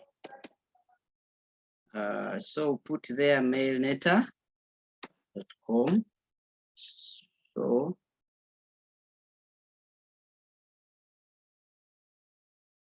Okay. Oh, is it on? Okay. Now, when we go there, we said we are using a temporary email address, and this one gives us feedback, and it will delete the moment we finish. So when we check, it is giving us approval. You can see there that we've received the Ministry of Education and Sports registration application approved. And here it was receiving. So when you click on it, it will give you the details, and it will say, dear Arua Parents Primary School, your EMIS website web portal account application was approved. Below are your account login details, and this is the one. So when we reach there, you just copy this. You copy your email. You go to login as in EMIS. Now, before we said register now, but in this case, you remember you clicked here, but now we are going to click here, login, EMIS login. So when you do that, you just come here, you put your email address, then you go back and you pick your password. Our password is also there. We recommend that you just copy that, because you can see the letters, but they're a bit mixed, capital letters, small letters. So you can just copy, you go there and paste in your login. You come here and paste. You can even see whether what you've pasted is correct. The moment you do that, you just say sign in. The moment you say sign in, it will give you a window, this window, because now we don't have, we've used the temporary password. So it is asking us to change the password. And it says that password must contain upper case and lower case letter, special character and a number. So in that case, you can have a letter, then a special character. Special character, it can be like @ hash, underscore, any, you can use those. Then a number, you can use a phone number, you can use a year, you can record, because the password, you need to put it when you know that you can record. So this is the current password, which was given to us on our email address. Then here we can change. We can say, since we are dealing with Arua, this is Arua primary, we can say Arua PS at 2022. Arua PS at 2022. You can use any, but so long as it is like this, you have a capital letter in it, you have a special character and a number. So any, it can work. So it's the same down. We repeat the same, Arua PS at 2022. So before you save the password, you can first see whether they are rhyming. And here they are rhyming, so we can say save password. And up here, it will tell you that the password has been saved. So there is a new window that has been put at that point. It's a new one, but you need to first fill that window before you continue. And I'm sure you've filled this window before, and you've proceeded the way how data, we've been uploading our data. So this window has been put there for us to get summaries, and you should have the same summaries as you're entering. So I don't know, we can proceed from here. I don't know, Ronald, you can guide. We can skip if we can. Can you? We cannot skip, though. What put we can do, we can put in some figures. Put in some figures. I will assume maybe P1 we have 10, and then 5 in the female. Then P2 we have, say, 10 also. and then 15. Then I will assume P3 is 5 and 5. I will assume 4 and maybe 4. Assume P5 is maybe 8 and 2.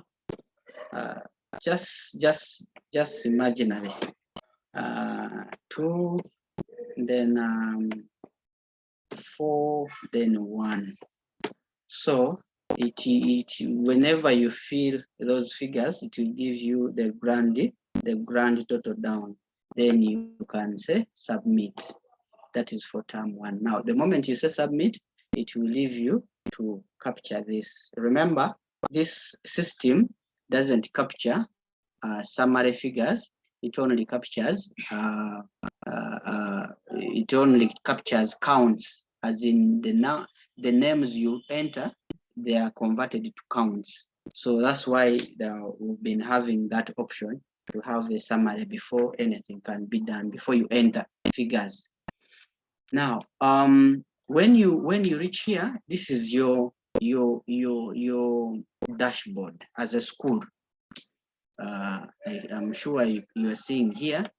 Here you can see Arua Parents Primary School, and these are the details.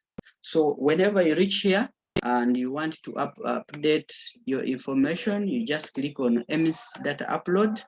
You have here upload data. We have upload status, but here in this case, whenever you do that, you click on upload data, and when you click that, you will get this window. So since we have timelines for uploading data, we've restricted the system to have the closing time. You can see here we have 2 weeks remaining, 1 day, then some other the time. So in case you've not done so, the system will lock you outside and you will not be able to submit. And we've done that because now, in terms of budgeting, data or IPFs are needed on time. When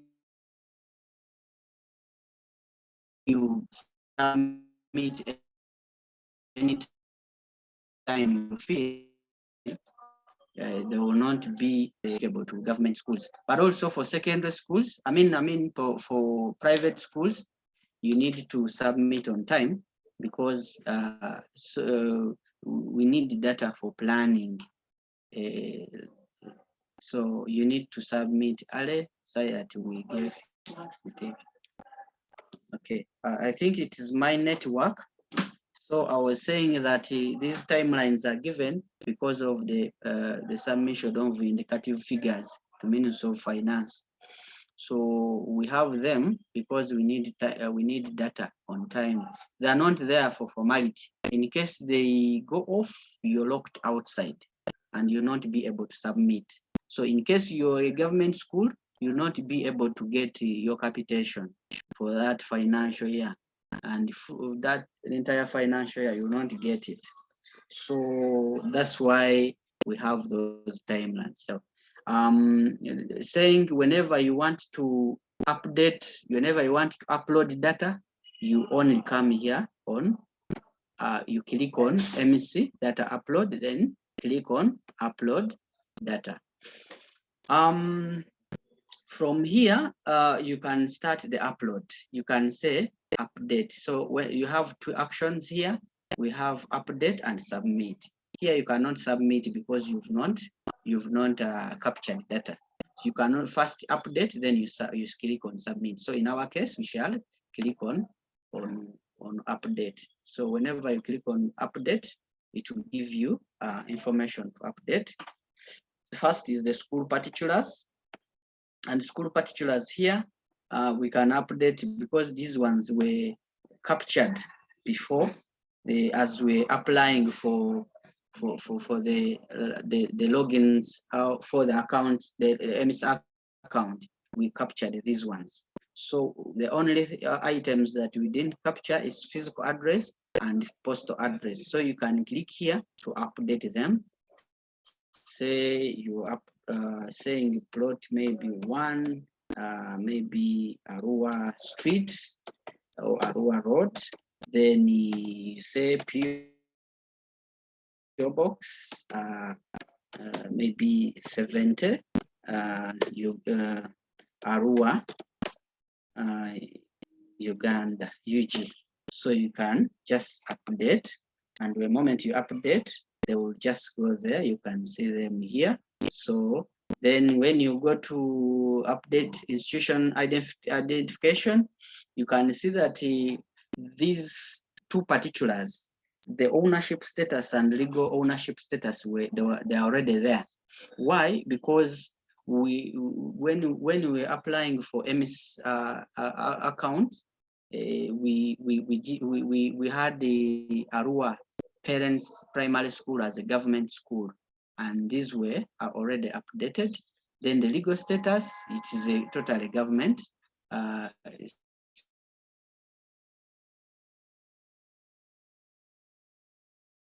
Government school, so the legal ownership is government, and using this button here. So you just come down and you update. Now, as you're updating, the other ones are not displayed because they're already updated. So here, founding body, maybe it is under author, maybe it can be under, or it was maybe a community school.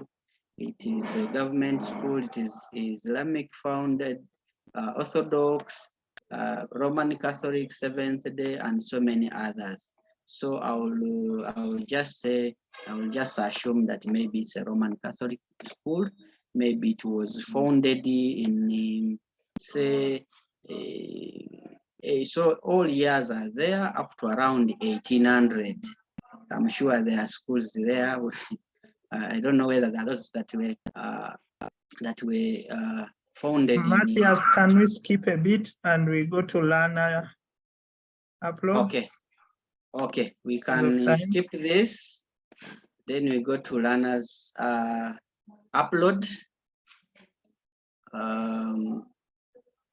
Now, the moment you reach there, and it gives you something that is, at times when you go to learners and it doesn't bring you this summary table, you can on your computer, you can clear what we call cache. When you're clearing cache, you press on Control Shift.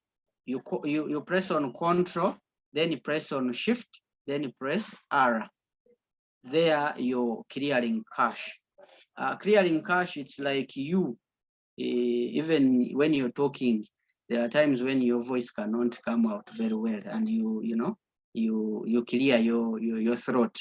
So it's like you're clearing cache using that Control Shift then R. Here you click on update learners here, and we have 4 options. We have a single learner, and then upload Ugandan learner, then non-refugee. Now let's start with the single learner. No, it's not displaying. Okay, so let me do the clearing cache, and we see what I was meaning. You can see it is refreshing. So there you say continue, then you come back. You can see that I was seeing just a small display, but when I said clearing cache by pressing on Control Shift, it brought it. So here at this point you're entering a single learner. Now the advantage of this, you're not capturing a lot of information and looking there and there, but it takes time for schools that are having more than maybe a school with the say 500, 600, capturing one by one. It might take a lot of time. But anyway, let's give a try of this and we see. say when you click there, you'll say learner's details. Does this learner have a NIN? Then you have yes and no. And of course, primary, we can say no.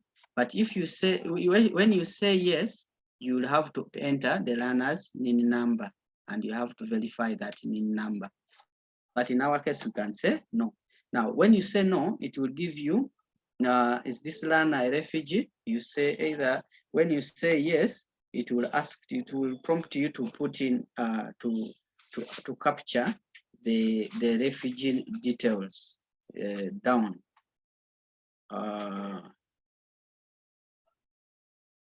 Sorry, it will ask you for the nationality, and then you'll have to select.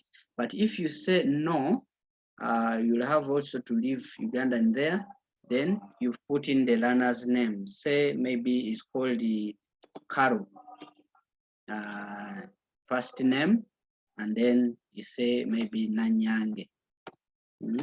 So if you have another name, you can put it there.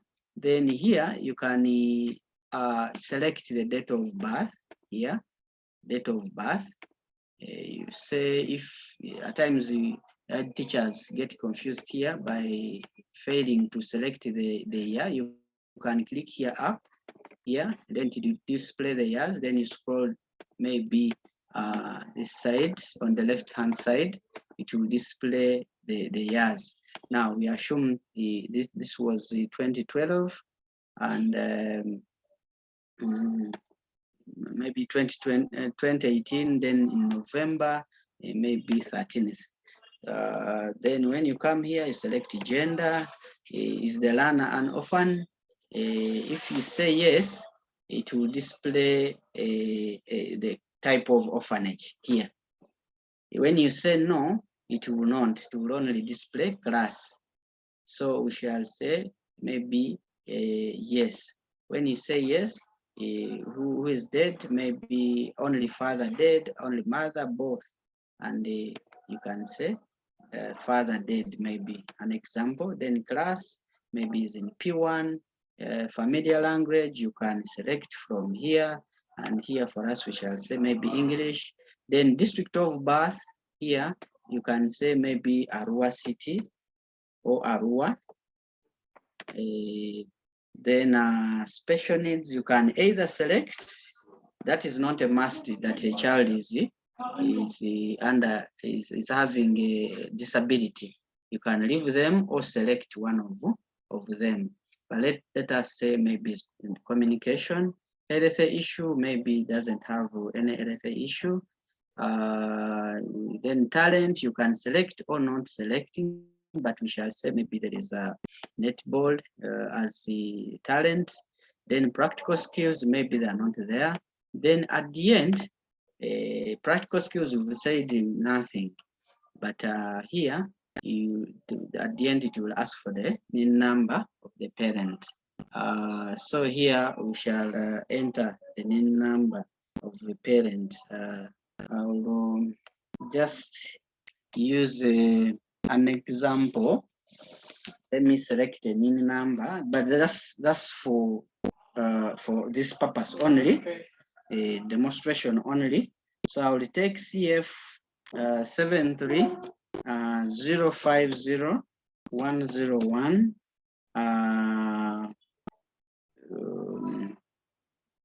Sorry. Let me use this one. CF CF 72111411022 Y9A, and I will verify this. The moment you verify, it has an error. It's supposed to be CF72 Quadro 1022 Z. Sorry, this one instead of 2, it is Z. And those are some of the mistakes we normally make. Instead of a number. Now this is the parent of the child. Now here, when the parent is displayed, you put in the parents. Now here, the relationship, is this a parent or guardian? It may be the parent because we said the daddy is dead. So we put the phone number, say 0701, maybe 5555, an example. So when you reach there, you save learner here. The moment you save learner, it will take that learner under counts here, and it will show you that success learner saved. You can see our learner is in P1, is a female, and the under counts we have 1 learner captured, and the total learner we have 1 female learner captured. So under recent added learner, you can see Carol there. Carol is being added, is in the P1, is 4 years, and is a female. So here you can add another one like that until you finish the entire class. Let me demonstrate on say uploading learners using the annex Excel offline. There is something I needed to share with you. Maybe from there we shall continue. Now, there you click on generate Excel and it will download. There are those with the computers that are having Excel of 2010. This one is working basically for Excel of starting 2013. You will get some issues when you're uploading, and those are the issues we are going to answer as we go into Q&A. Now, you can see that it is downloaded. When you say open, it will open Excel. Just give it time to open. I'm going to share that. I'm sure I will not be seeing it.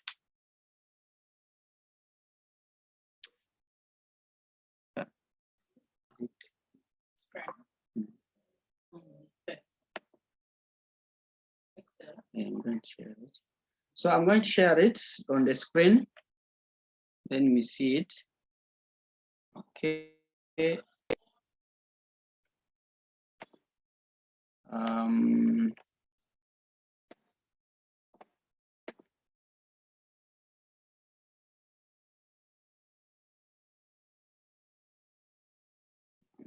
Sharing. Let me share. Okay. So I'm sharing this, the Excel that I've downloaded. So it is there. This is the Excel, and I was saying that when you download it, please don't transfer this. Maybe when you download it, don't change the file name. This name here. Let me show you. This. Don't rename. Do not rename the Excel name, because you don't share it with another school, because it will not upload on the system, on their system. This number, it is picked from your login account. So don't rename, don't share it with another or neighboring school. There are those who will say, no, I will not waste my data. Let me just share. Then we enter data in the same Excel. No. Whenever you log in, please download your own Excel and input your data. So let's see if we are to capture a name. I'm assuming this is Amos. The first name maybe is Yona, and the other name is not there. Now here, under gender, you need to select. There are those who will come and say M. Now, the moment you say M, you will get a notification that invalid answer. So you need to select from what is given. Date and then day of birth. If you're speed day and you say 31st, it will show you that make sure that the learner's day of birth is between 1 to 31st. So it will not allow you. So you need to say 30th, maybe And then here, there is a drop down. There is Jan up to December, but there are those who will be rushing and they say 10. It will tell you that pick the learner's month of birth from the top down the list. So you just need to come here and select October since you were punching in 10. And then year of birth, you enter maybe 19, probably by mistake, you say 2022. It will tell you that make sure the learner's year valid year is between 1922 to 2017, because a child in a primary school cannot be just months. So that's why I wanted to show you that immediately. So let's assume this was born in 17, and the class is in maybe class is P2, and then a language, familiar language, we can say maybe is we can change the language, maybe Kakwa, probably, and then does the learner have a NIN? You can say, when you say yes, it will prompt you to put the learner's NIN number. But if you say no, it will not, you can skip this.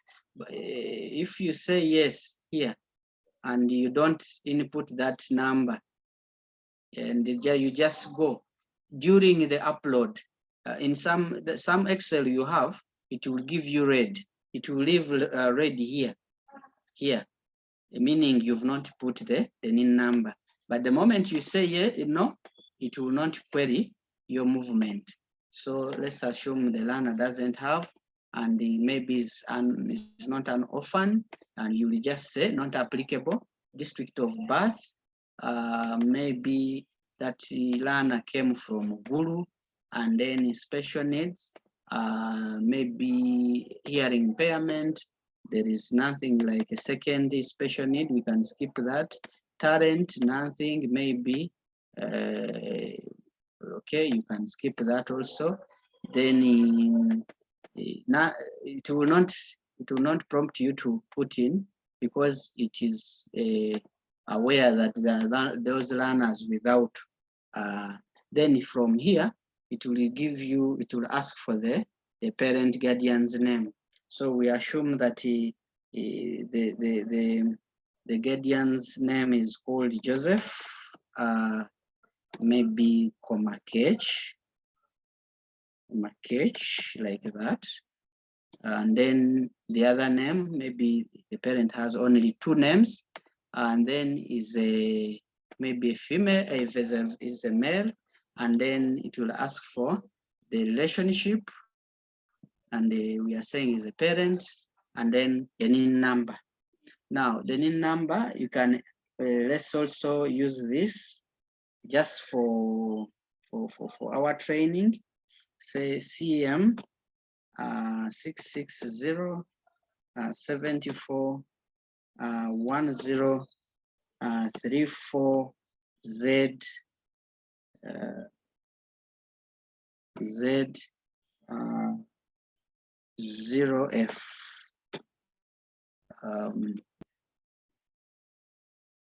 Not so sure if this. Let me repeat. Let me give the correct one. The one I think is correct is 07404 1103 P 4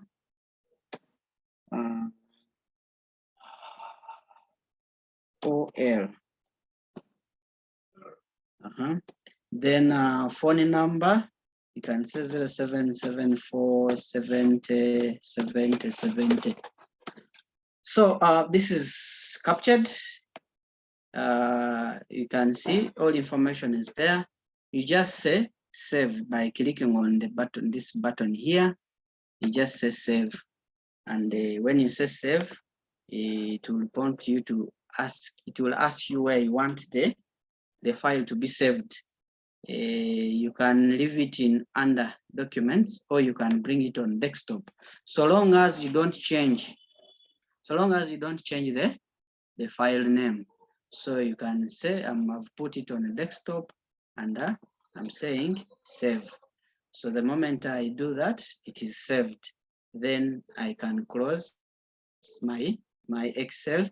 Then I go back and upload. So let's upload. Let us upload this. Are we on? Okay. We are uploading under step 2. We assume we've finished to capture all learners in Excel. So you just come here, you say browse. So Matthias, can I carry my Yes, my Excel file on a flash and go to another computer? Yes. What kind of software is needed? Kind of software should I take care of? What you need to do, you need to transfer your, since it's offline, you need to carry your maybe your flash, your laptop, or anyway, your flash. Take it on a computer which you are sure of it has the same Excel or MS window. MS, I mean, as I was starting, I said that there are those computers that are having old MS Word or MS Excel. When you upload using that one of 2020, it will disturb you a bit when you're uploading, but eventually it will. So long as you have enough data, enough data, and then it is reliable, it will be able to upload. However, we are saying when you're transferring this on your flash, don't change the file name. Do not change the file name. Do not share with another school, because when you share, the system will not read very well what you're uploading, because there is a number I was showing you here on the file name that indicates that number, even if you download from another system, this number here, it will be different. It will not be the same because you have different logins. So this number, it cannot be read by the system when Arua Primary logs in. So do not share, do not rename this file name, the Excel name. So those are the only things, but taking it to another maybe computer, it is okay. So here, when you come to step 2, you just say upload the Excel template you filled from step 1, then you click upload. So you just come here and say browse. When you browse, it is asking you to look for, you're looking for the other Excel, and we said we saved it on desktop.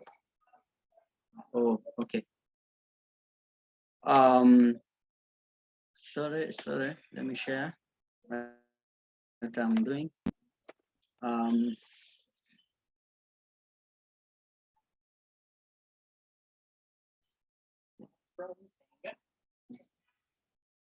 It's showing me that it has, there is a pause. Is it network?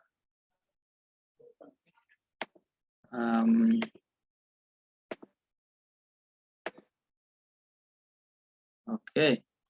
Let me share what I'm going to upload. Okay. Okay. Now from here, I said we are going to browse, and when you browse, you check the file name. It was primary_Uganda. Then you say okay. When you say okay, it will ask you for uploading. You just upload. Then when you say upload, it will be running. Then it will give you feedback that it will give you upload success, primary_this was uploaded successfully. Total uploaded learner 1, total learners with the errors 0, and total male learners 1. Total female learner, 0. So in case there is anything like an error, it will be indicated like Virunji, Mr. Virunji, I think he indicated that when I'm uploading, the moment I upload 100, there are 3 learners that are left out. Those issues come because of maybe errors in numbers for the parents, errors in terms of birth, date of birth, year of birth, month, or even in terms of what you type in. So it will display all the errors that you committed. Here, you just say submit for verification by NIRA. So when you submit this information, as we said, that it is also connected. We have API for NIRA. You just submit for verification. The moment you do that, it takes you back to the system, and it will tell you that this is the number of uploads you've done, and the means processed is 0. Here pending is 1, success 0, failed 0. Now it will upload this information on your system. So here you can see the file name, the subject, because it was a Ugandan learners being uploaded, and date of upload, it was 15th at 4:29:47 seconds PM. And the user, this was Arua Parents Primary School Matthias, uploading. Yes, please. Matthias, could you just talk about uploading photos? When does it come after using the Excel option? Okay. In the next 5 minutes, because we are running short of time. Okay. After that, we shall agree on the next. Okay, let me do that in 5 minutes. Now, when you go on your system, we go back to our dashboard. Our dashboard. When you click on dashboard here, it will take you back there.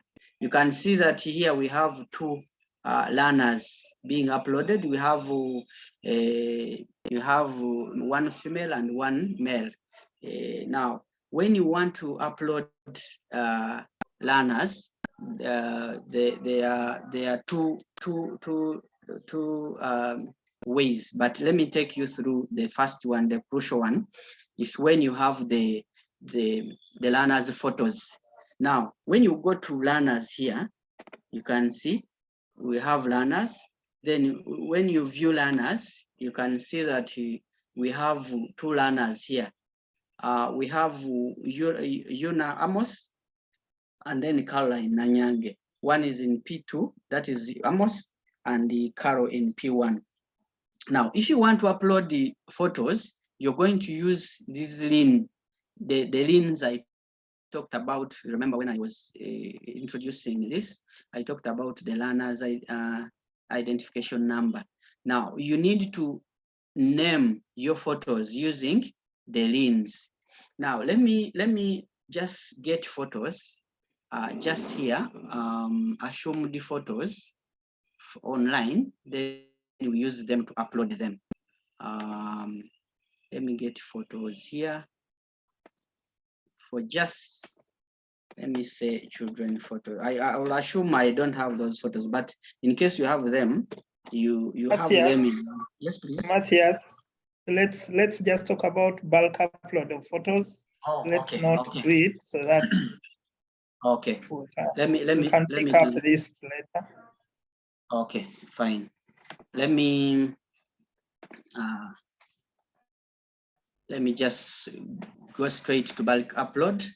I was saying that you have your photos in the folder, say P1, P2 up to P7. Now you have them on your desktop, and you rename them using the link numbers. I don't know whether I'm there. Are they seeing the view? Okay. Yeah. Now we will rename them using these link numbers. You can see the link numbers. There is a photo. When you have a photo down, there is the JPG, but you can rename it using the link number per child. Like Amos, you go on Amos's photo, you copy this link number, you paste it down it can be a photo with a LIN number as a name. Then with the Carol, you copy that LIN number for Carol with a photo. Now save them in a folder. Now when you save it, save them in the folder, just come here down. There is what we have as bulk image upload here. When you click there, it will take you to a screen where you're supposed to upload from. Now, when you have the other folders, make sure you zip them, because this bulk upload takes not more than I think 250 MBs. But when you zip it, it becomes light. So when you click there, it will give you a window for bulk photo upload. Under learners, it was picked from learners. You click on learners. Under learners, you have overview, view learners, expected enrollment, transfer. Then you have bulk image upload. So when you click there, it will give you that window for bulk upload. Now you have your photos. Say you're starting here, you upload. You're going to. It will tell you to upload images compressed. Compressed is when you've zipped them. That's why it is showing you compressed for learners. Step 1, select the class whose photos you are trying to upload. Now, in this case, say you're starting with the P1. You select P1. Step 2, rename all photos you intend to upload with the corresponding learners' identification numbers. Only then put them in one folder and zip it. Now, that is the step I told you, that have the photos, rename them using the LIN numbers by going to view, and you get those LIN numbers there. Then when you come to step 3, select the zipped file with the photos. You can rename by class, say P1, P2, P3, P4, P5, up to P7. You start by uploading P1. You can select any class you start with, doesn't matter. Then you come here, you browse, you look for that zipped file, then you just, when you put it there, you just come here and upload archive. So there, the photos will go there direct, but they will be read by using, if you've used the LIN, because the LIN is the identical, is the ID for the system. It will pick the LIN, then put the photo like that until you finish all the classes. So I think that is all. Okay, Matthias, I think we need to stop there. We will take a few questions. Most of the questions will be captured and answered in the WhatsApp group. Caroline has been taking the questions. I really want key questions. We are really late and we apologize. We are 10 minutes beyond our time. Patricia, please put down your hand if your question has been answered. Patricia, please go ahead and ask your question.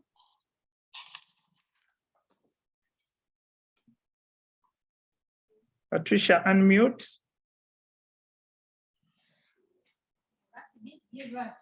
Okay, Patricia is no longer there. Joseph, unmute. Joseph. Yes, thank you very much. This is Joseph from Zimbabwe. I have majorly 2 questions. Question number 1 is on the citizenship of the learners. There is a learner, for instance, here who happens to have set her PLE in Rwanda, but she's a Ugandan and all the parents are Ugandans, but there is no provision for such a learner. So I don't know how we go about that. Then 2, I don't know if there can be a provision of editing, especially the learners submitted via the Excel template.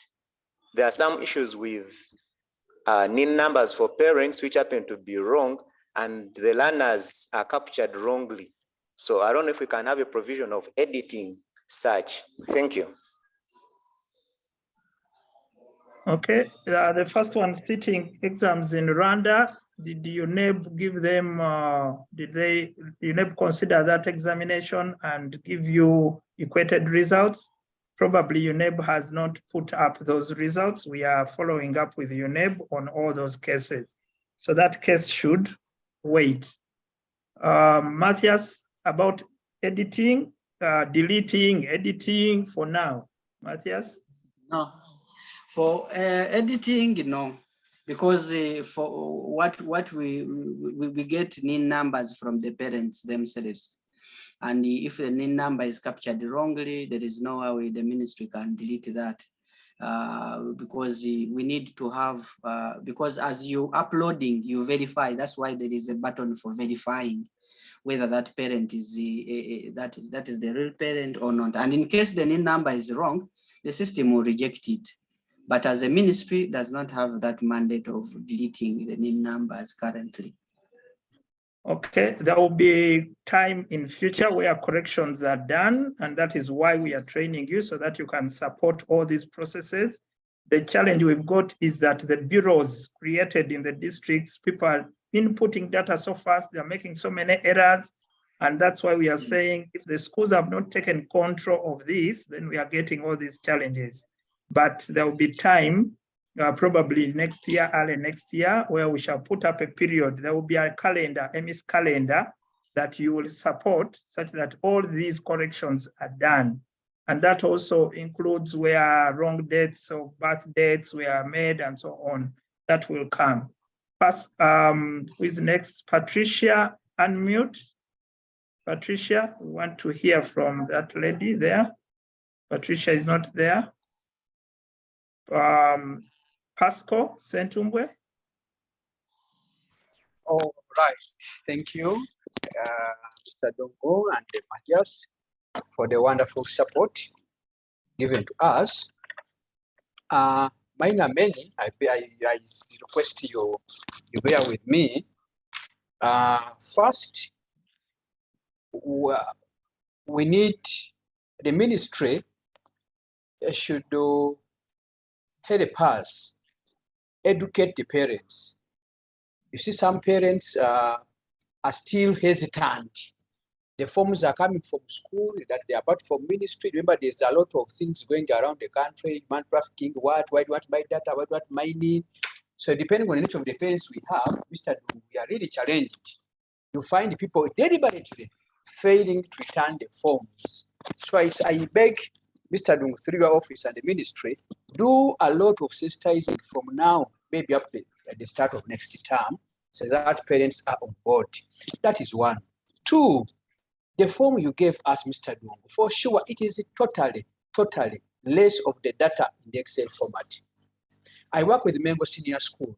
We have 5,500 learners. For sure, imagine the form is not complete. Our learners come from all parts of the country. Some learner is here in Uganda, the parent is in UK. The child is here, the parent is in Dubai. So you get all, that's why you are the time, the data you are giving us are for us to have many learners. You find you have failed to pick the entire data for that. And we are challenged at that stage. Three, so if possible, we'll edit the form to get a better form, and we see how to go about it, or we start in phases. Next question, Pascal. Understood. Then on the part of uploading, now for us we have mixed students. Ugandans, non-Ugandans, Eritreans, what? On the Excel part, should we change? Should we have a different Excel for Ugandans, a different one for non-Ugandans? Three, when you look at like naming of photos, for sure, it means I working with the 5,000 students, I have to go and copy paste. If they could bring back that in Excel format, I just copy and transfer. You know, you get my point. Then copying one link to every photo, Yes, it's a good one, but it's only considered for very small schools. We have many, otherwise might need even a term. So my humble request is, you add us time, if possible. This is my personal view. If we could use this time to sensitize, educate everybody as a trained us, then we say, term one, all senior one and senior twos are fully entered. Term two, senior 3 and 4 entered. For example, just imagine, or we say term 1 and term 2, half the school, senior 1, senior 2, senior 3. Then term 2, 4, 5, and 6. Lastly, Mr. Doom, as I speak now, senior 4s are out. Senior 6s are also leaving. What is their fate as we speak now? I thank you so much for the presentation, and I thank you in advance for responding to my questions. Have a blessed evening. Okay, Matthias, quickly, maybe about the Excel for Uganda. I think there is one for foreign students. Just explain that. The art of copying links and paste, we've taken note, the discussion. Provide more time. We have started the discussions with you. Educate parents, we are definitely going to continue, but you also have a role too. But Matthias, if you can pick up the technical bits. Thank you, Ronald. For now, let me start with the form. It's less the information on the system. Actually, when you look at the information we are capturing on the system, it's supposed to be captured during the admission of the child. Issues to do with the SNE type of that SN, the disability, the parent, whether you have one parent or all are dead. Those are issues captured during the admission of the child. And I'm sure schools are having admission books. So the form was cut short because of the time that was supposed to be given to the parent to give us the information. If you give them a lot of questions, they will not give you feedback on time. Then on mixed students, non-Ugandans, when you go on the system, I'm sure, let me demonstrate just very fast. There, when you go on the form, if you want to, is it showing? Sorry. Okay. Let me show you just small one. Let me share that, and I show you just a small one for demonstration to Ms. Sentumbwe. When you're there, okay, when you're there, if you have a single learner, we have Ugandans, that is for now Ugandans, then we have upload foreign non-refugee learners. Those are the non-Ugandans, the one we call non-Ugandans. Now, if you have non-Ugandans, you can download this form here. Yes? Is that okay, Pasco? So I'm sure I've answered your question. We have this one for Ugandans and non-Ugandans. It is called foreign non-refugee learners, and it's applicable to secondary also. Then for naming, we shall suggest in with the consultant to see that this one, since it is very hectic, we see how we can make it shorter. I think that is all, Ronald. Okay, Dominic, if we can let's keep more to the technical, otherwise the others of extending time and so on, we can discuss that on WhatsApp. But let's take technical. Dominic?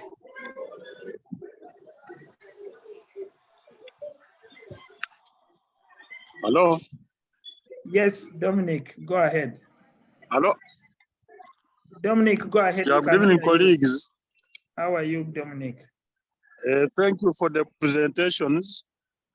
My questions are in summary form. Number one, why can't the summary window, which has been included recently, be automatic, so that whatever the teacher uploads, it correlates with that is shown on the screen? Then number two, when you come to uploading teachers, it is asking for the religion of the teachers, but there's no provision of that, where you can put that information. Then also, there are children who seem to be, for example, in Busia, but maybe somebody in Masaka will put the index number. When you try to upload them, they say already registered elsewhere. How can such children be helped?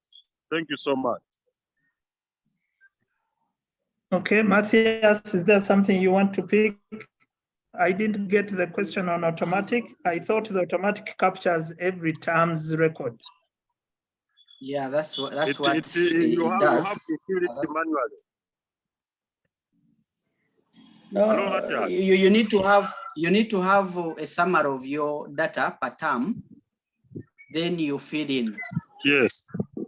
Mm. And what Okay. I'm asking, Yes. Yes, sir.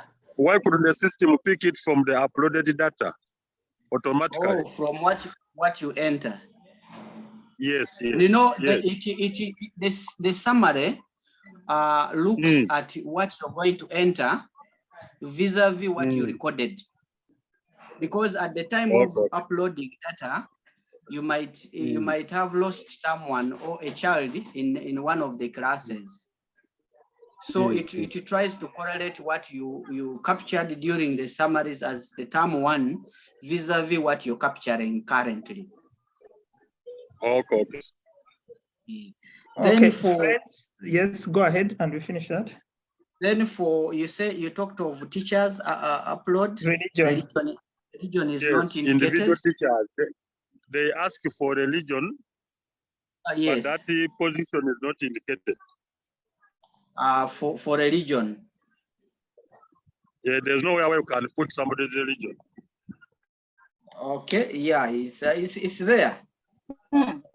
It is there, yes. Let me share the window. It is there. Okay. Let me share just on the window. Yes, sir. On the window you can see teacher, a single teacher. You can see here. Yes, sir.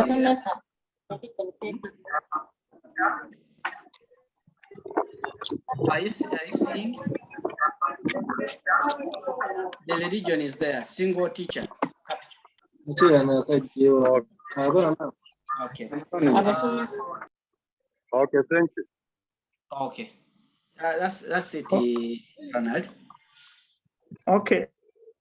I wanted to take one last from Waiswa David. One last. Waiswa, can you unmute? Waiswa, can you unmute? This one is even. Okay, Waiswa David. Go ahead, Waiswa. Mr. Malova, close. Waiswa.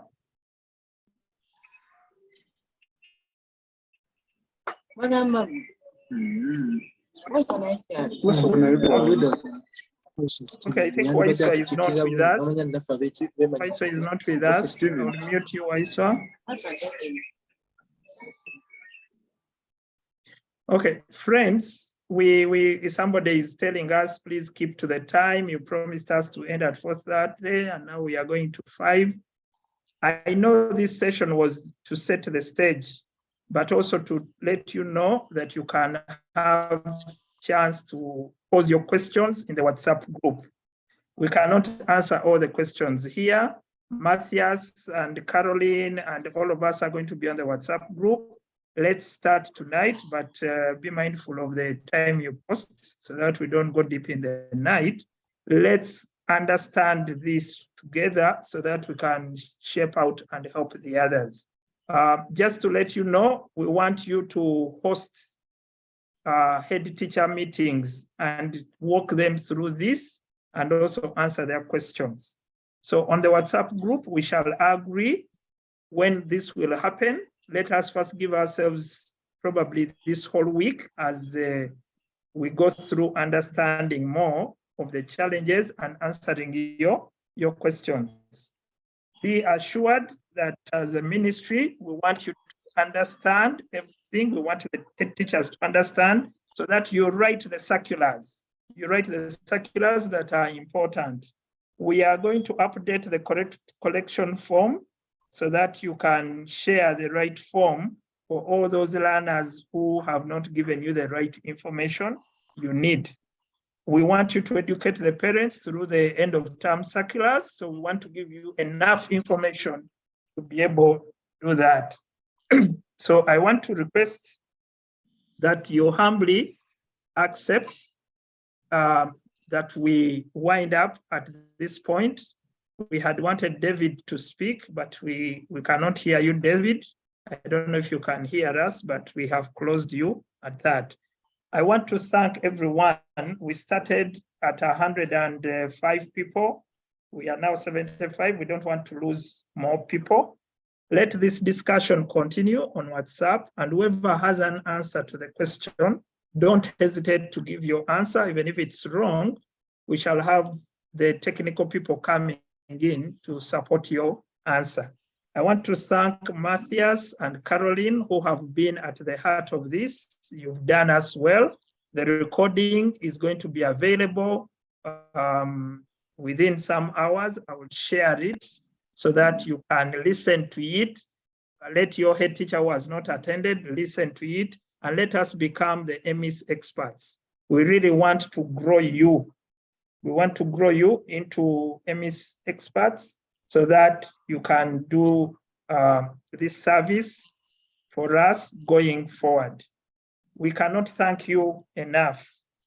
We cannot thank you enough, but I only hope you have registered. Somebody throw that registration form again in the chat, throw the WhatsApp link into the chat so that we can continue. We really want to grow EMIS teams at the school level so that you combine hands, maybe 2, 3, 5 schools to make the district team, and then different districts will make the regional teams.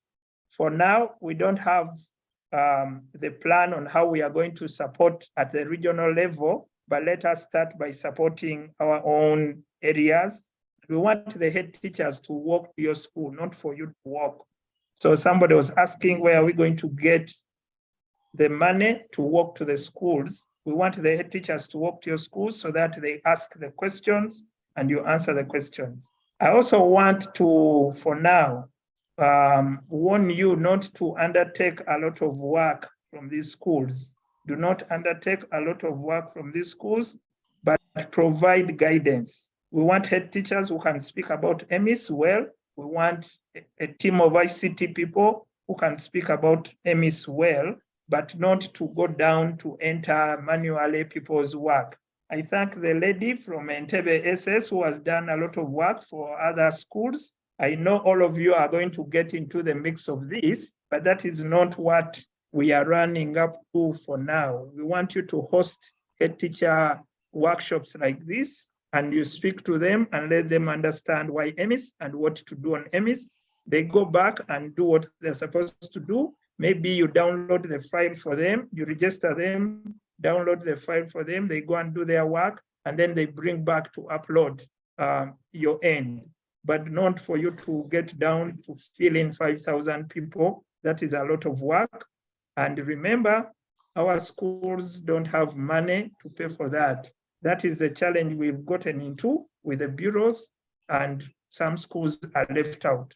So we really want the schools who have offered to come out and support the other schools. Maybe you can lend them a laptop to go and work for a few days and return it. That is a question that you can answer at that local level. Ladies and gentlemen, we can talk until the cows come home. It's been a pleasure hosting you this afternoon. I'm Ronald Dungu, sitting at the Private Schools and Institutions Department in the Ministry of Education.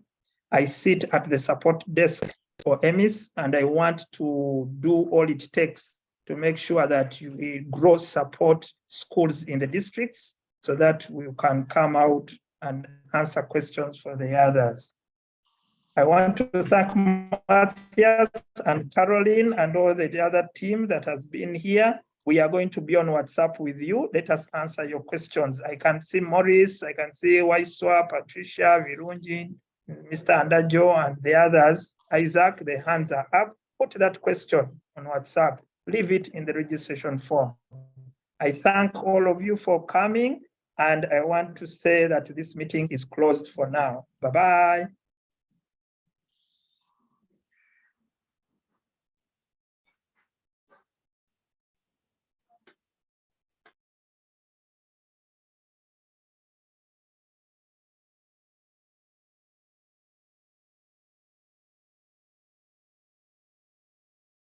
I'm here just to take some more pictures. For those who are still online, I'm just taking some more pictures. Feel free to open. Feel free. Let me allow you to open your videos. Those who can, who are still here, open your videos. We shall take your picture. And on WhatsApp, we shall agree when we do the next session.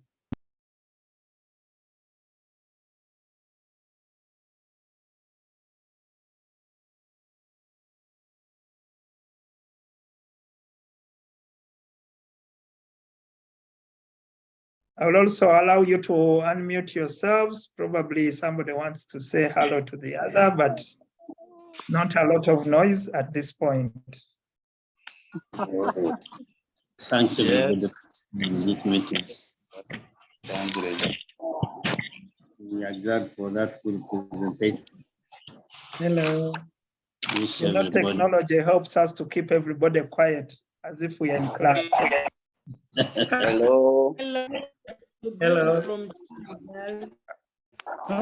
How can I access this WhatsApp group for this group? I think there is a link. Somebody share the link. But why are us we uploaded these links? I'll stop people from sharing their screens now because they are trying a lot. Somebody is sharing a screen. They're trying.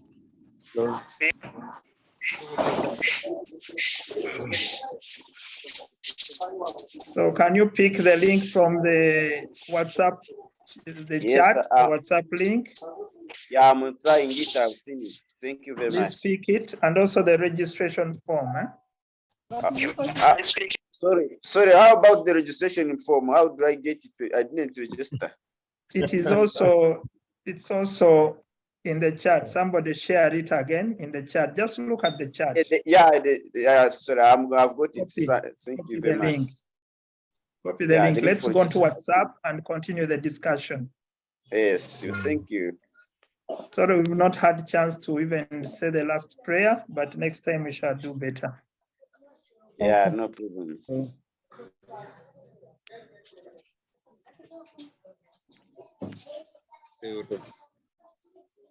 Okay, now I'm going to close the meeting for everyone. Bye-bye. Bye. Bye.